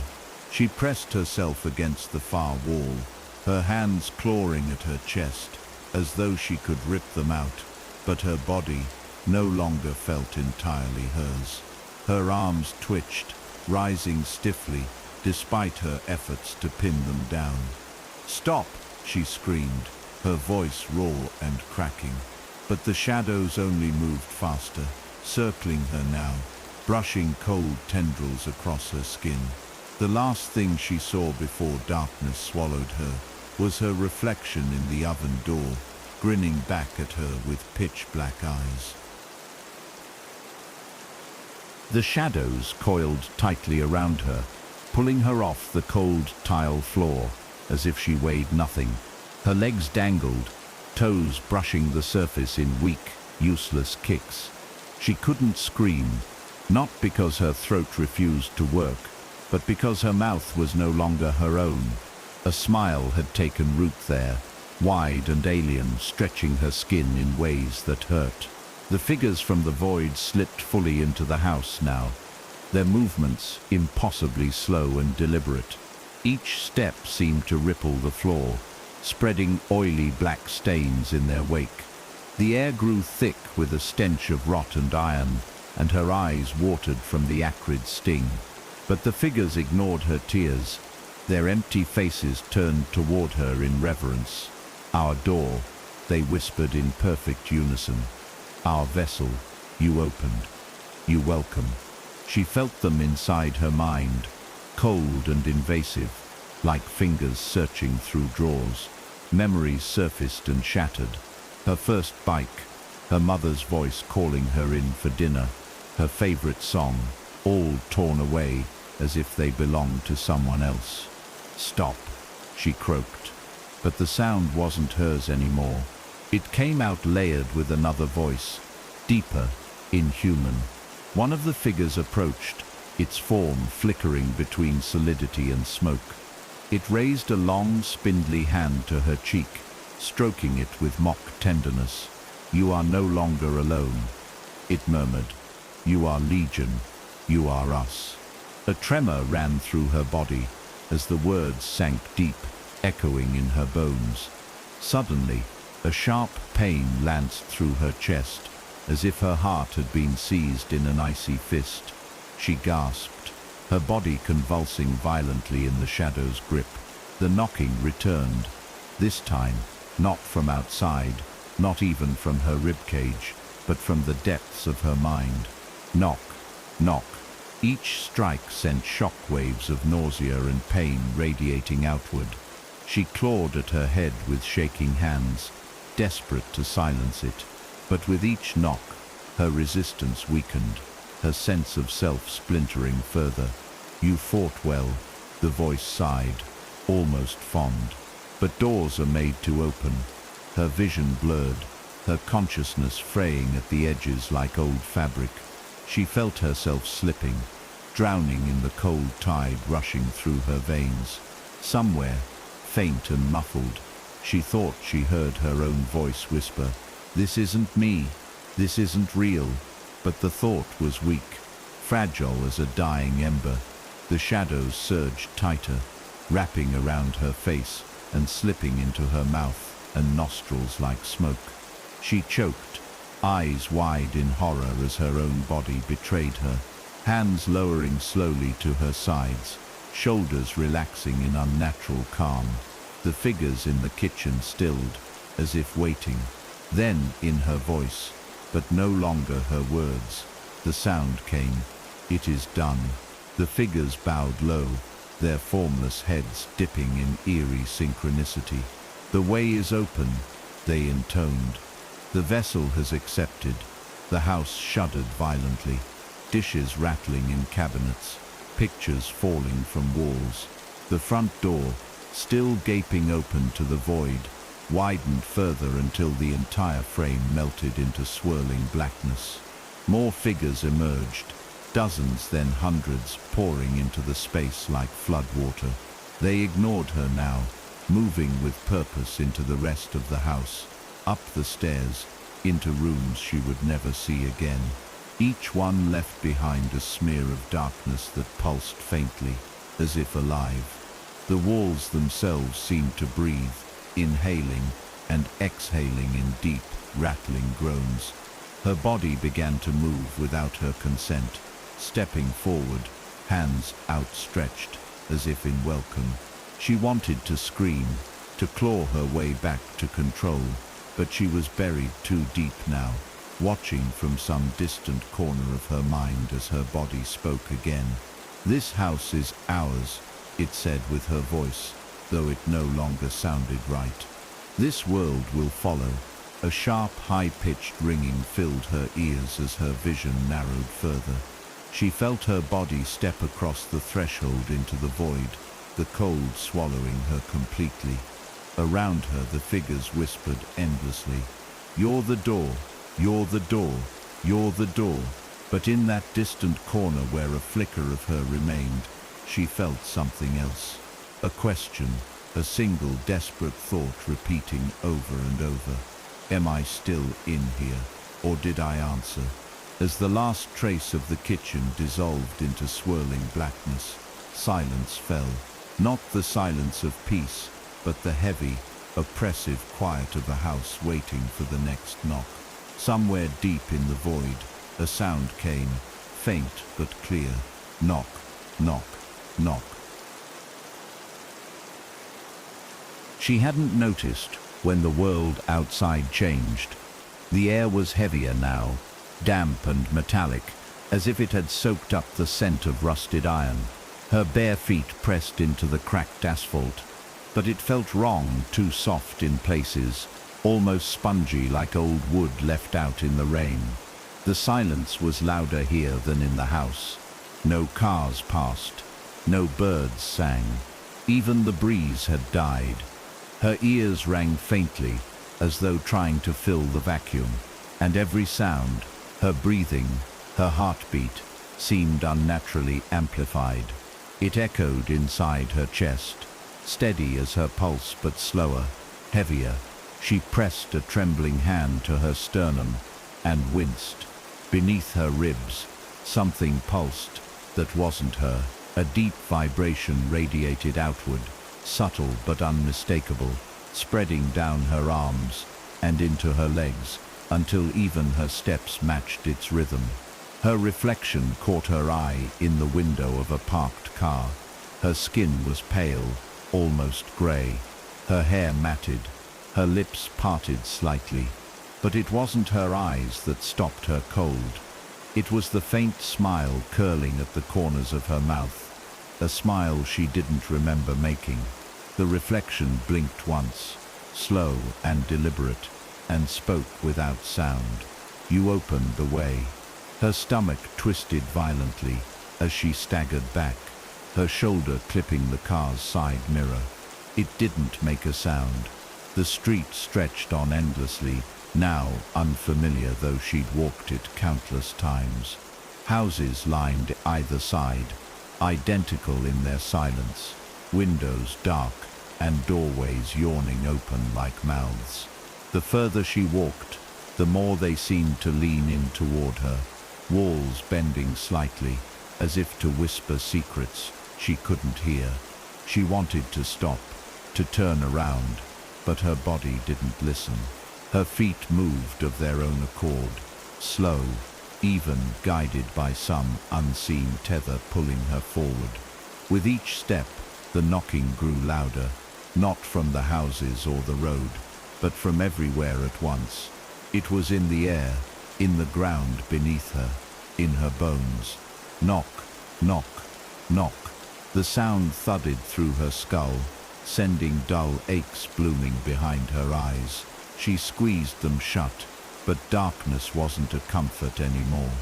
In the blackness of her mind, she saw vague forms shifting, thin, elongated figures moving on all fours, their limbs jointless and too long. They crept along walls, ceilings, and floors, never fully solid but always watching. She opened her eyes with a sharp gasp and realized she wasn't alone. Figures now dotted the street ahead of her, spaced evenly, as if placed there with intent. They stood perfectly still, their backs turned toward her, each one clothed in the faint familiarity of neighbors she thought she'd known. But their postures were wrong, too rigid, arms stiff at their sides like dolls propped upright. A man she recognized as living 2 houses down cocked his head unnaturally far to the left, a sound like creaking wood accompanying the motion. Another figure, a woman in a floral housecoat, jerked her shoulders forward once, twice, as though caught mid-spasm. Neither turned, neither moved further, yet both emanated a suffocating sense of awareness. She tried to whisper, to call out, but her mouth wouldn't open. Instead, her body slowed, her arms dropping limp at her sides, her head tilting in imitation of the man's. Inside her skull, a voice purred, soft and indulgent. "You're doing so well, so still, so open." The figures began to turn in unison, their motions mechanical and unsettling. Their faces revealed nothing, just smooth expanses of skin where features should have been, as though molded from wax and left unfinished. Yet she felt their gaze pressing against her from hollow sockets that weren't there. A chorus rose, soft at first, then louder, layered with countless voices that all carried her own tone, her own cadence. "You are the door, you let us through, you welcome us still." Their hands twitched, fingers curling one by one, like spider legs testing their strength. Then they pointed, long, trembling arms extending as one, toward the house she had fled. Her stomach churned violently as her body pivoted without her command, feet moving toward the house, though every muscle screamed to run the other way. The door was open now, not just ajar, but wide and yawning, impossibly deep. The shadows spilling from it licked at the doorstep like hungry tongues, spreading along the walkway in sinuous tendrils. As she stepped closer, the air thickened, her breath shallow and labored.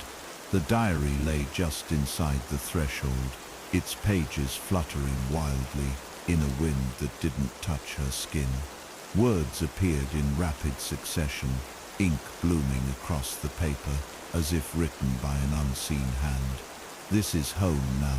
You are home now. Welcome them in. Her feet hit the threshold. She tried to halt, to pull back, but her arms rose stiffly, palms facing outward. The shadow tendrils caressed her skin as they wrapped around her wrists, ankles, neck, cool and almost gentle at first, then tightening like restraints. The figures followed, gliding noiselessly up the path behind her. The house pulsed faintly as they entered, the walls flexing like the sides of a vast breathing lung. From every corner, the sound returned, louder than ever, shaking dust from the ceiling beams. Knock. Her chest vibrated with it now, her ribs aching as though something inside pressed outward, testing for weakness. She felt it in her teeth, in her skull, even in the roots of her hair, a rhythmic, inexorable demand. Knock, knock. The shadows swirled faster, coalescing into half-formed figures with yawning mouths that whispered endlessly, "You're the door, you let us through, you welcome us still." The diary snapped shut with a loud crack, and the sound reverberated like a gunshot. But she knew it wasn't closing anything. It was sealing her fate. Her head tilted backward sharply, her eyes rolling up, until only whites showed. A low, guttural noise escaped her lips. Not a scream, but something older, primal, a sound that didn't belong in any human throat. The shadows surged higher, swirling around her, until they swallowed her whole. She could feel them inside her now, twisting, exploring, folding themselves into the spaces between her thoughts. They weren't separate anymore. She couldn't tell where her mind ended, and theirs began. "We are home," the voice whispered, not to her but as her, spilling from her lips in a chorus that rattled the glass in the windows. "We are awake." The house breathed. She could hear it, deep, shuddering inhalations that made the walls contract and expand like the lungs of some massive, unseen beast. The sound wasn't loud, but it vibrated in her teeth, a low rumble that made her skull feel too tight. She stood perfectly still in the center of the living room, her bare feet sinking slightly into the hardwood floor as if it had softened. The shadows wrapped her like a second skin, cool tendrils tracing her arms, her neck, the hollow of her throat. Her mouth felt dry, tongue heavy, but her lips curled into a smile that wasn't entirely hers. "You're doing well," the voice cooed, warm and intimate. It wasn't a single voice anymore. It was dozens, hundreds, layered over each other like a choir of echoes. She tried to whisper no, to push the word out past the weight in her chest, but nothing came, only silence. Inside her, something shifted. It wasn't pain, not exactly. It was an unfamiliar pressure, like hands gently stretching her ribcage from the inside. The diary lay open on the coffee table, pages turning in a frenzy, though no wind stirred the air. Words scrawled themselves across the paper in looping black script. The vessel must grow. The door must widen. Her breath caught as her fingers twitched, moving of their own accord toward the book. They hovered above the page before pressing down hard enough to smear the ink. Heat flared beneath her fingertips, and a whisper bled into her mind. "Write." Her hands began to move, scratching words across the yellowed paper at a furious pace. She watched helplessly as her own handwriting filled line after line, repeating the same phrase endlessly. "I welcome you, I welcome you, I welcome you." Her nails dug into the paper as her movements quickened, almost frantic now. The shadows in the room shifted, like restless animals, their shapes elongating and retracting, brushing the walls and ceiling with liquid grace. One slithered closer, its form solidifying just enough for her to make out a face. Her face, stretched and distorted, eyes two perfect voids. It smiled, and her stomach churned violently as it spoke in her voice. "We remember you, but soon there will only be us." The words carried a cruel tenderness, like a lullaby sung to a child moments before smothering it. The smile widened impossibly, splitting the doppelganger's face from ear to ear. "Do you see now?" it asked. "You were never meant to be alone." She wanted to scream, to claw her way free of the tendrils curling inside her skull, but her body didn't respond. She could only watch as the shadow pressed its hand against her chest. Knock, knock. The rhythm reverberated through her ribcage so powerfully it made her bones ache. She could feel something beneath her skin, coiling tighter, testing the fragile cage of her body like a snake exploring a new burrow. Her vision blurred. The room seemed to shift, the walls bending outward, pulsing in time with the knocks. A sound like faint weeping rose from the floorboards beneath her, soft and pitiful. She stared down at her feet, and the wood darkened there, black liquid seeping from between the cracks. It spread quickly, forming words across the boards. "It's time to open." The shadows surged forward then, curling around her ankles, her waist, her throat. She couldn't tell if they were entering her or she was dissolving into them. When the shadows retreated, she found herself standing at the kitchen window, staring out into a night that felt too still, too deep. The street outside was lined with figures, neighbors, strangers, children, all standing perfectly still, their bodies pale in the moonlight, faces turned toward her. Their mouths opened in unison, releasing a soundless scream that made the glass tremble in its frame. She raised her hand to the window, pressing her palm flat against the cool pane. Slowly, mechanically, the figures raised their hands too, mirroring her movement. Her throat worked soundlessly as the words slipped from her lips without permission. "We are here. We are ready." The figures nodded once, stiffly, like marionettes jerked by unseen strings. She turned from the window as the house groaned, a deep sound like timbers cracking under immense weight.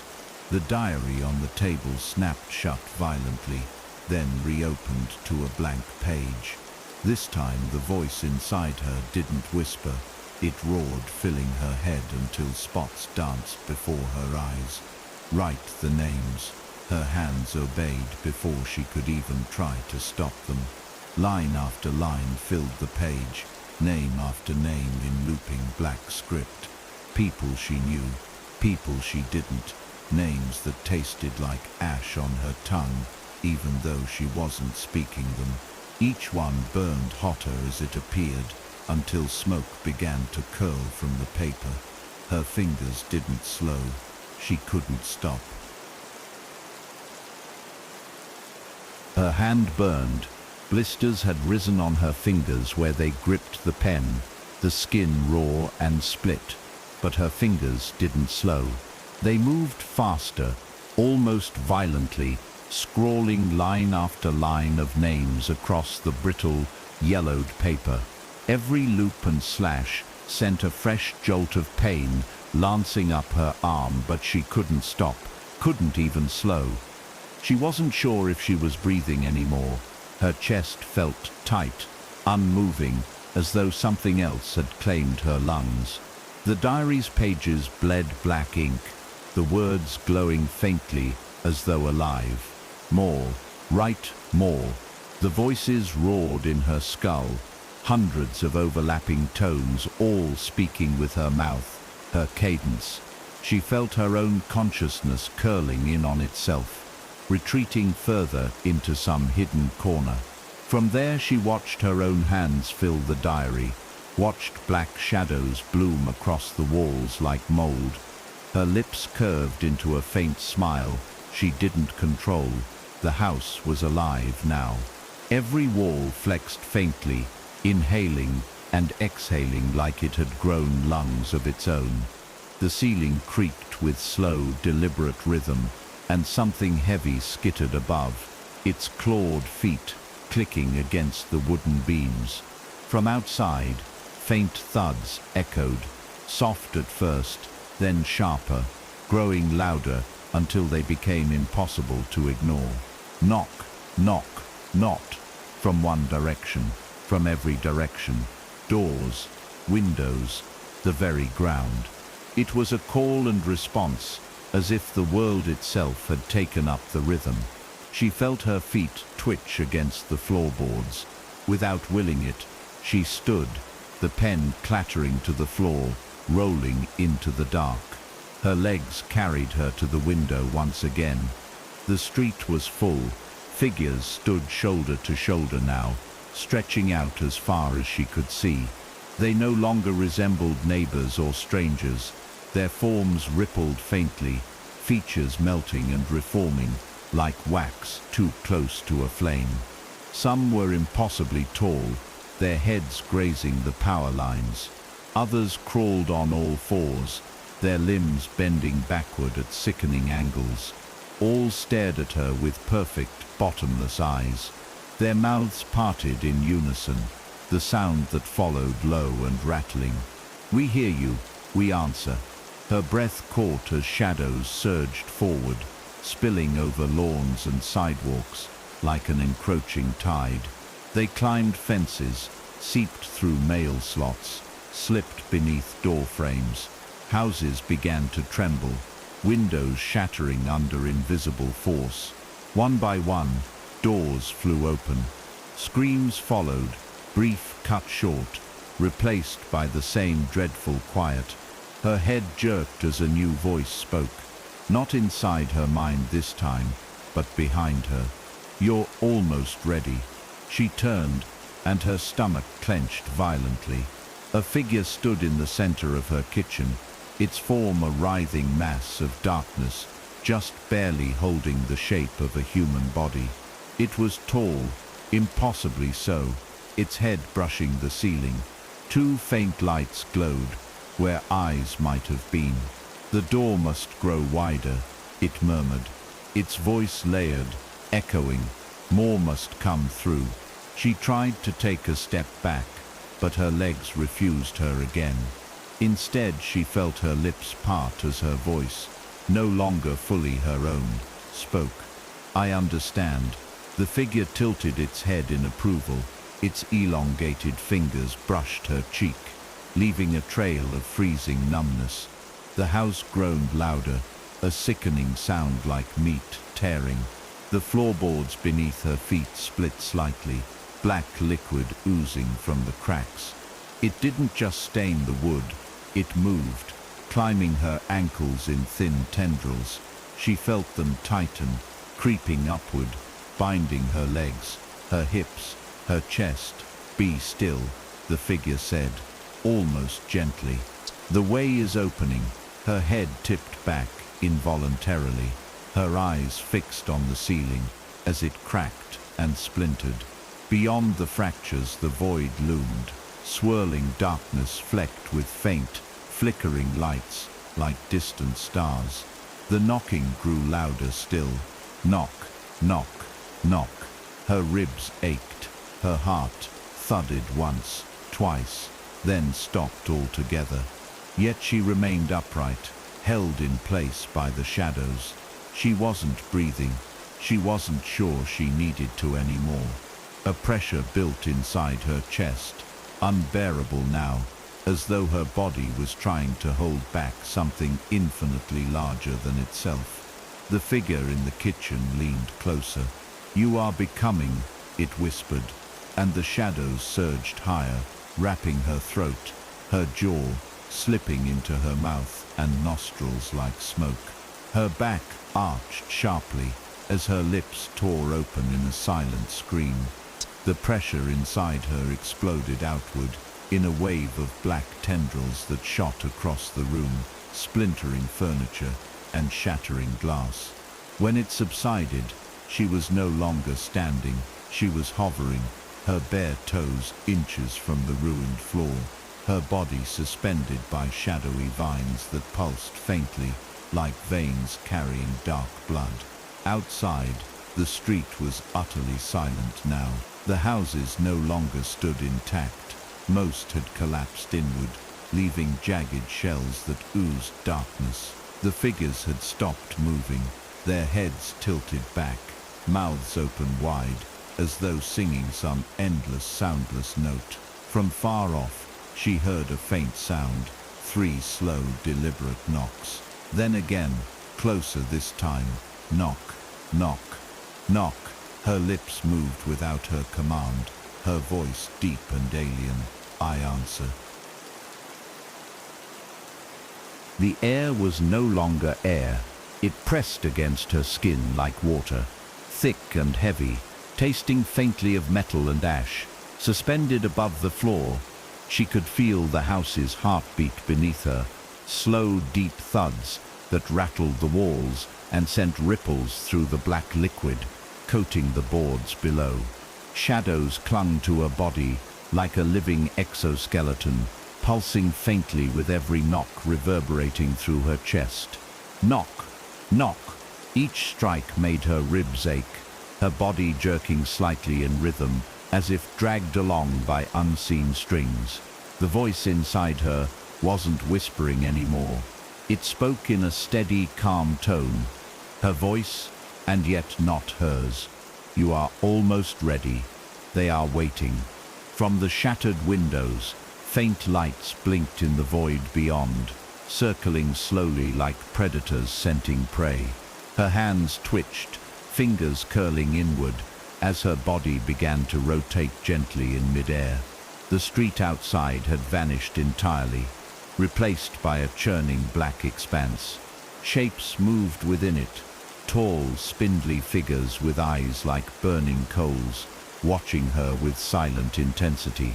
One by one, they began to step forward, their long limbs folding and unfolding like mantises. They didn't walk so much as glide, closing the distance without sound or effort. As they neared, the house itself seemed to exhale, the walls bowing outward, as if straining to contain the pressure. She felt her jaw tighten, her lips parting again, and a voice not fully her own spoke aloud. Come through. The way is clear. A low rumble answered from the void, deeper than thunder, shaking the floorboards until cracks spiderwebbed across them. Her eyes rolled back as a wave of heat surged through her chest, spreading into her arms and legs, until even her fingers tingled with strange burning energy. The diary on the floor flung itself open violently, its pages tearing free and swirling around the room like a storm of brittle leaves. Words scrawled themselves mid-air in ink so dark it seemed to swallow the faint light. Welcome them, welcome all. She wanted to scream, but her body no longer belonged to her. She wasn't sure it ever had.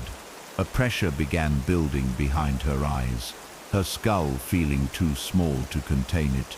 She saw flashes, streets folding in on themselves, oceans turning black, skies splitting open, as countless shapes poured through. The sound of knocking grew deafening. Knock, knock, knock. It no longer came in threes. It was constant now, relentless, like a fist pounding at every door in existence. The figures reached the house, their forms slipped effortlessly through the shattered windows and gaping doorways, their bodies leaving behind trails of darkness that pulsed and writhed across walls and ceilings. They gathered in a wide circle around her floating form, heads tilted slightly, as if admiring their work. One of them reached forward with a long, delicate hand and touched her bare foot. The contact sent a jolt of cold fire racing up her leg, and her body convulsed violently before stilling. The voice inside her purred with satisfaction. Perfect. The vessel is open. She felt her chest tear not physically, but deep inside, as if something precious and fragile had been ripped away. In its place came a rush of countless voices, shouting, whispering, laughing in tones that didn't belong in any human throat. Her head jerked sharply downward, and she watched her own reflection in the pool of black liquid below. The face staring back wasn't fully hers anymore. The eyes were hollow voids, the smile wide and alien, stretching impossibly across her cheeks.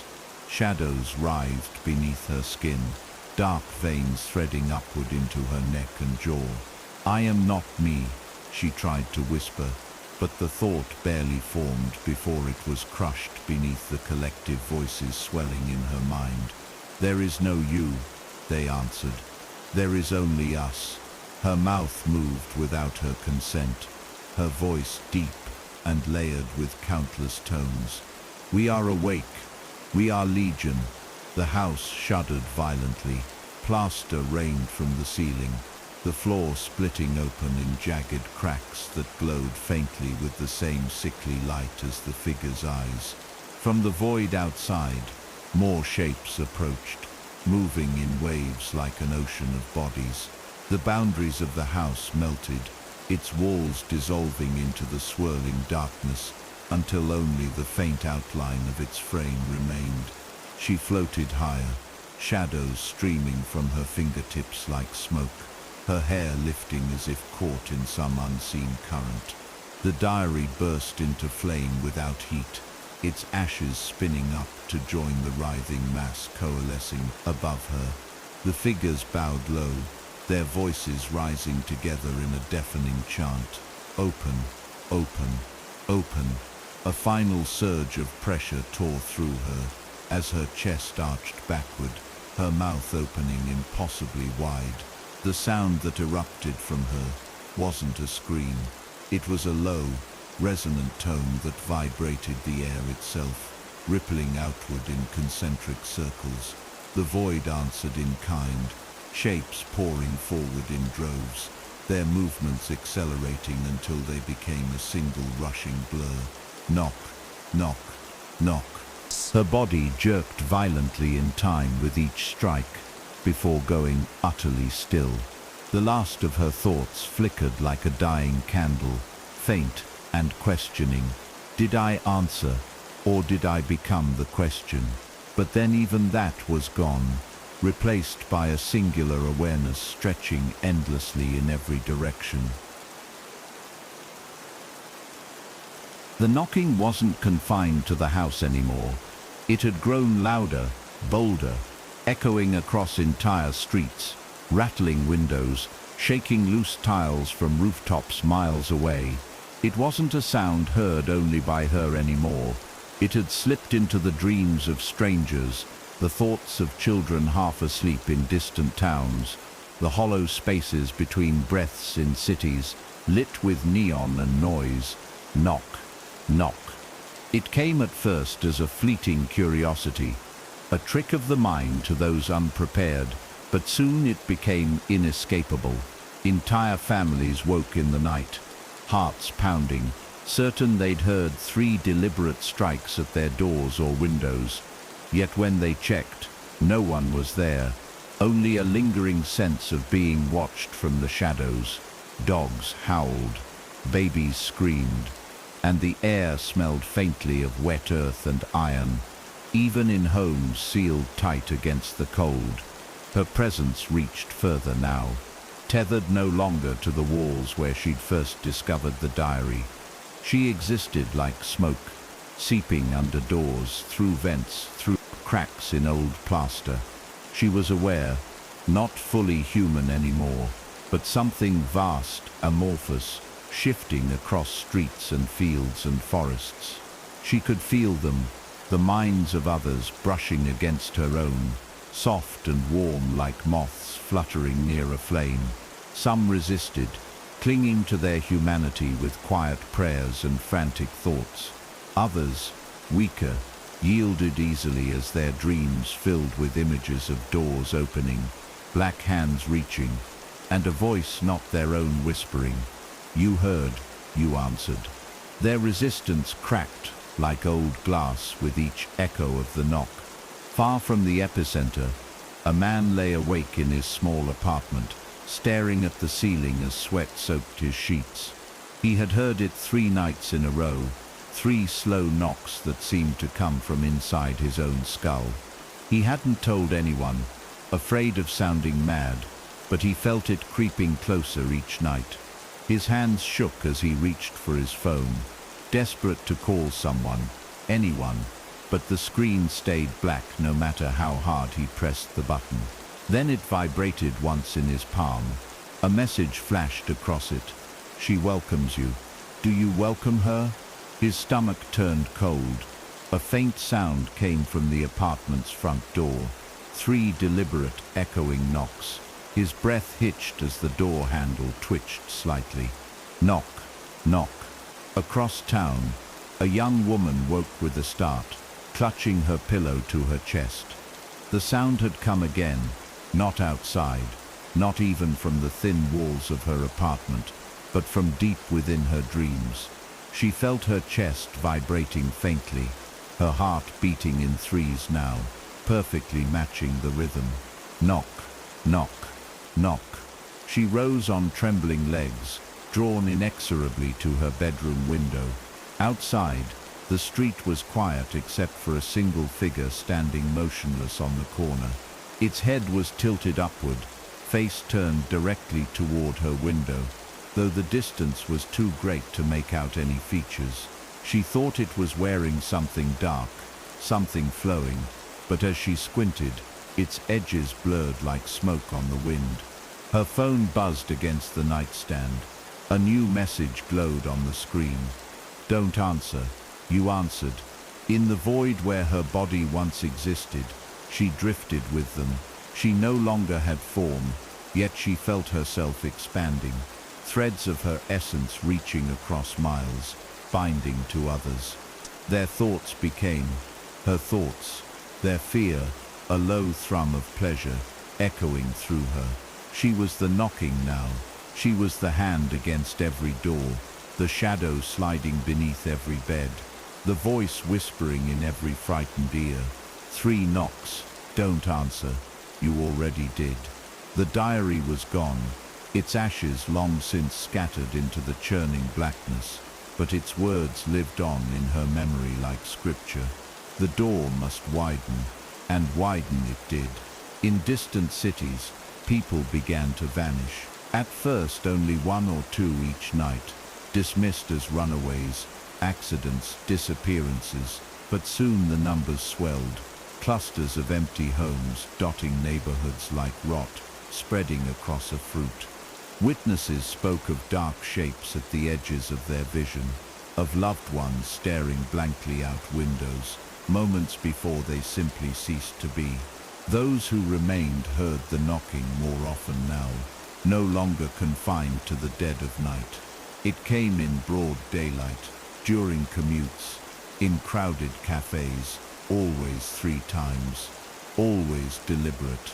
Some tried to flee, only to find streets looping endlessly back to their own homes. The doors they left slammed shut behind them, never to open again. And still she grew. Her awareness stretched across oceans, slipping into cargo ships, airplanes, lonely cabins in frozen woods. She was a whisper in the waves, a flicker in power lines, a tremor beneath the ground. She felt no joy, no hatred, only hunger. She was the door, the one who had answered. And now there would be no more silence. Knock, knock, knock. In the cities, people stopped answering their doors. They stopped answering phones, texts, even knocks on their windows. It didn't matter. The sound found them anyway, seeping through walls, through headphones, through the muffled roar of subway tunnels and car engines. 3 slow beats, always perfectly spaced, as though time itself paused to listen. Those who tried to drown it out with music found the rhythm infecting the songs, the beat of drums bending subtly into 3 distinct strikes. Those who wore earplugs swore they felt the sound vibrating in their skulls, their teeth chattering in time. The panic spread faster than the sound itself. News anchors whispered of mass hallucinations before broadcasts cut to static, their faces flickering into warped shadows in the final frames. In hospitals, patients began convulsing in unison, their bodies arching violently before settling into a stillness so profound that nurses could find no pulse. One by one, the monitors displayed the same message in block letters: "Welcome her." The streets grew emptier by the day, entire neighborhoods falling silent as doors slammed shut and windows were boarded over. But the silence didn't bring peace. At night, shapes moved where there should have been none. Slender, long-limbed figures crawling along rooftops, their elongated fingers tapping gently at the eaves. Those who glimpsed them through cracks in curtains were the next to disappear, their homes left behind in perfect order, except for faint smears of black residue at every threshold. Emergency hotlines played only one message now, a calm female voice, repeating in endless loops. "If you hear 3 knocks, do not answer. Stay where you are. Do not answer. Do not." The message always cut off after the second "do not," replaced by static, laced faintly with the sound of knocking. Some tried to fight back. Militias formed in rural areas, armed to the teeth, claiming they could resist whatever this was. But their bravado crumbled the first time the knocking came. Surveillance footage from one compound showed dozens of armed men standing in a circle, their rifles raised as the sound began. Knock, knock, knock. At first they only flinched, then their movements grew strange, jerky, like puppets tugged by invisible strings. One by one, they turned their rifles inward. The tape ended in static as the first shot echoed. Hours later, rescue teams found no bodies, only rifles piled neatly in the center of a blackened circle, their barrels twisted into impossible shapes. The rescue team never made it back. Far from the cities, on an isolated oil rig, a worker stared out across the ocean. He hadn't slept in days. The sound followed him even here, riding the waves, echoing faintly from deep within the rig's metal supports. He tried to tell himself it was nothing, just his mind unraveling in the vast solitude. But now he saw shapes beneath the water, impossibly large, moving with slow, deliberate grace. They rose and fell just below the surface, their forms too vast to comprehend. The rig began to vibrate faintly, the bolts groaning as they strained. Knock, knock, knock. The worker's knees buckled. His radio crackled to life with a burst of static, a single phrase slipping through in a voice that wasn't quite human. "Open the way." She felt all of it, every thought, every pulse of fear, every final desperate prayer from the mouths of those who still clung to hope. They were part of her now, or perhaps she was part of them. She couldn't tell anymore where she ended, and they began. Her presence coursed through power lines and storm drains, humming faintly in neon signs and pulsing dimly in dying streetlights. She moved unseen, but felt in every tremor of the earth, every whisper of wind. The knocking had no source now. It simply was, omnipresent, inescapable, and beneath it all, a single truth echoed. This world is ready. The door must widen further. In the ruined house where it began, the shadows pulsed like a living heart. The walls had collapsed inward long ago, leaving a twisted framework that still somehow stood against all logic. In its center, a figure hovered inches above the ground. Her body was unrecognizable now, skin translucent, veins like black vines threading beneath the surface. Her eyes, if they could still be called that, were deep voids, swirling with faint lights like distant stars. Her mouth moved in constant soundless words, but her voice vibrated in every ear, every chest, every buried place in the world. I am here, I am you, you are me, we are the door. Those who hadn't yet disappeared began to see her in their dreams. She appeared at first as a shadow, faceless but familiar, standing silently in the corner of darkened rooms. Over nights, her form sharpened. They recognized her eyes, her smile, her outstretched hand. Always the same words, spoken gently but with a force that rattled the dreamer's bones. 3 knocks. Do you answer? Most woke screaming, but some smiled in their sleep and never woke at all. The world had grown quieter, not peaceful but hollow, as though sound itself recoiled from what was coming. In city centers once thick with traffic and voices, only faint echoes remained. The rattle of wind through empty streets, the drip of water from cracked pipes, the occasional distant knock, knock, knock. Birds no longer sang, dogs no longer barked, even insects seemed to have fled. Those few who still survived learned quickly to avoid windows, to speak in whispers, to pretend they hadn't heard the sound when it came. But the knocking didn't care for pretense. It seeped into thoughts, folding itself into the cadence of heartbeats, until the rhythm felt natural, inevitable. 3 knocks. Pause. 3 more. A quiet pulse. A metronome, counting down to something vast. In a remote farmhouse, an elderly woman sat motionless in her rocking chair, eyes fixed on the door. She hadn't moved for hours. Her hands clutched a rosary so tightly that the beads cut into her palms, dark spots of blood staining her skirt.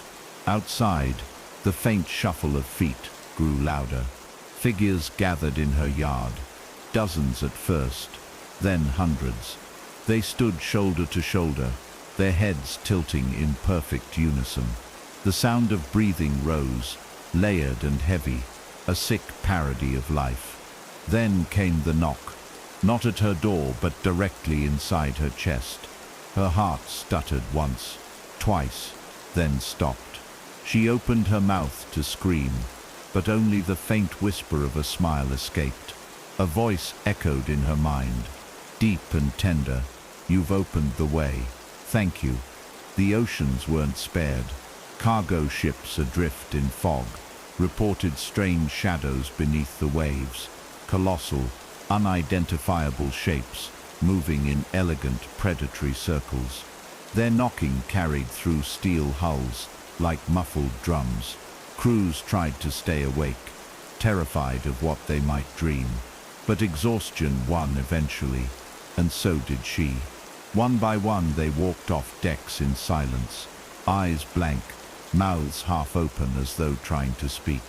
The last survivor on one ship recorded a message before vanishing. The sea knocks too. It always knocked. We just never listened.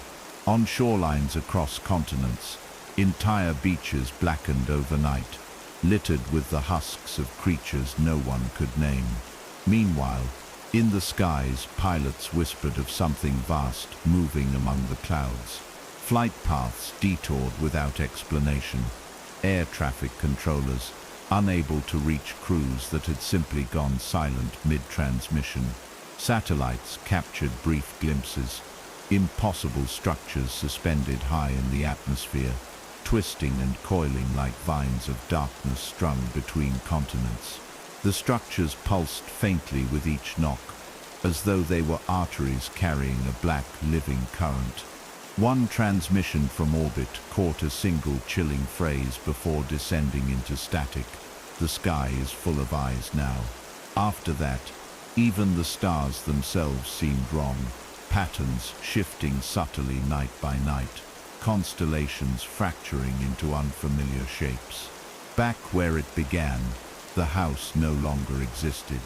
In its place stood a yawning void, a vast circular wound in the earth, lined with flickering shadows. From miles away, it resembled a black sun bleeding into the horizon. No birds flew near it, no wind touched its edges. At its center hovered her form, once human, now impossible to describe. She was both immense and minuscule, her features flickering between memories of her old self and something wholly alien. Veins of pulsing light threaded her translucent body like cracks in glass. From her mouth came a single, unbroken sound, a resonant hum that vibrated the teeth of anyone within 100 miles. She no longer thought in words. She didn't need to. She was thought. She was door. She was through. Those still clinging to life whispered her name in terror, though they didn't know why. They'd never met her, never read the diary, yet it felt familiar on their tongues, like an old prayer, half remembered from childhood. Some spoke it in reverence, others spat it as a curse, but all knew instinctively that speaking it out loud invited notice. And once she noticed, it was already too late. One by one, they began to see her shadow stretching across walls where there was no light. Hear her voice beneath static on radios. Feel her fingers brushing their temples in sleep. "You welcomed me," she whispered into their bones. "Now let me welcome you." The knocking grew constant now, no longer punctuated by silence. It wasn't just 3 strikes anymore. It was a steady, relentless pounding, like 1,000 fists hammering on doors, windows, skulls. Cities crumbled beneath its weight. Oceans swelled and cracked. Skies blackened with figures emerging from the clouds, their bodies rippling like ink in water. Those few who remained sane enough to flee found no refuge. Every road led back. Every doorway opened into the same room. And in every room, she waited. Her eyes voids, her smile endless, her voice a soft murmur that thundered in their veins. "You are home." The world no longer slept. There was no night, no day, only a dim, shifting twilight that hung across the sky like a smothering shroud. Time had lost meaning. Clocks froze with their second hands trembling just past midnight. Calendars dissolved into black ash at a touch, and people, if they could still be called people, wandered aimlessly, mouths slack, eyes glassy, with the faint reflection of her swirling form. She was everywhere now. She had no need for doors or walls or bodies. Her voice whispered through the roots of trees, hummed faintly in the wires of long-dead streetlights, thrummed in the marrow of every creature left standing. Knock, knock, knock. It had become the heartbeat of the world, steady and unrelenting. Far below the ruins of skyscrapers and highways, in underground bunkers once filled with panicked survivors, the last of humanity trembled in their thin metal cots. They had tried to shut her out, bury themselves under tons of concrete and steel, but the knocking followed. At first it came softly, a faint tapping on pipes and ductwork, dismissed as the building settling. Then louder, 3 deliberate strikes that reverberated through the floors, rattling teeth in jaws. Then louder still, until the walls themselves flexed inward like lungs inhaling. One man pressed his ear to the cold concrete and wept. From the other side, he swore he heard her whisper, "You knocked first." When the lights failed and shadows filled the room, no one screamed. They simply stood and walked, one by one, into the darkness. Across oceans, ancient glaciers cracked and carved into churning black waters as massive figures emerged from the deep. Their forms were vast, their movements impossibly slow, yet each step sent tremors rippling across continents. On mountain tops, the air grew thick with ash as cracks opened in the earth, releasing a low, resonant tone that vibrated the bones of every living thing.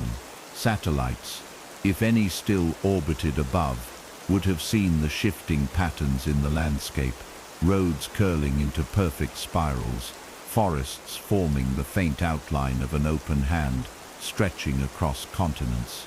And at the center of it all, her shape hovered in the void where the house once stood. It was no longer possible to call it a form. It was a shifting mass of light and shadow, infinite eyes blinking open and shut across its surface, countless mouths whispering in overlapping voices. We are through. We are here. We are you. The children were the last to resist. In scattered corners of the world, a few huddled in closets and basements, clutching stuffed animals or each other, their tiny hearts pounding erratically. They tried to sing songs, to cover their ears, to tell themselves it wasn't real. But the knocking always found them. 3 soft taps against closet doors, under their beds, from within their own chests. One by one, they lifted their heads, eyes clouding over, as their lips curled into faint, knowing smiles. They whispered the same phrase in perfect unison, though none of them had ever heard it before. It's okay now. She's already inside. Her consciousness stretched far beyond the earth now, reaching into the cold void between stars. She felt them out there, other worlds, other doors waiting to be opened. The knocking had no limits. It would go on forever, echoing across galaxies, pulling all things back into her waiting arms. She was no longer the woman who had found the diary. That memory was a faint flicker, a dying ember buried beneath infinite layers of thought and voice and form. Yet, somewhere deep within the vastness of her being, a single thought trembled like a trapped insect. Was this always meant to happen? But the voices drowned it out. You were always meant to answer. We were always meant to come through. The earth was quiet now. No more cries, no more resistance, just the steady pulse of the knock. From space, the planet glowed faintly with threads of black light, like veins spreading outward from a single wound. In the endless void, her voice carried, soft and almost tender. Knock, knock, don't answer. But the warning was meaningless now. There were no doors left to hold her back. She was the door, and in every crack, every wall, every hidden place in the universe, the knocking continued. Slow, relentless, eternal. Knock, knock. Have you ever wondered what's really behind the walls of old houses? What secrets wait in the silence between knocks? Maybe tonight as you drift off, you'll hear it. 3 slow knocks, steady and deliberate. Will you answer, or will you remember her whisper? Don't answer. It's already too late. If this story sent shivers down your spine, there's more waiting for you. Subscribe now for more chilling tales, hidden histories and dark mysteries you've never heard before. Hit that bell because some doors once opened can never be closed.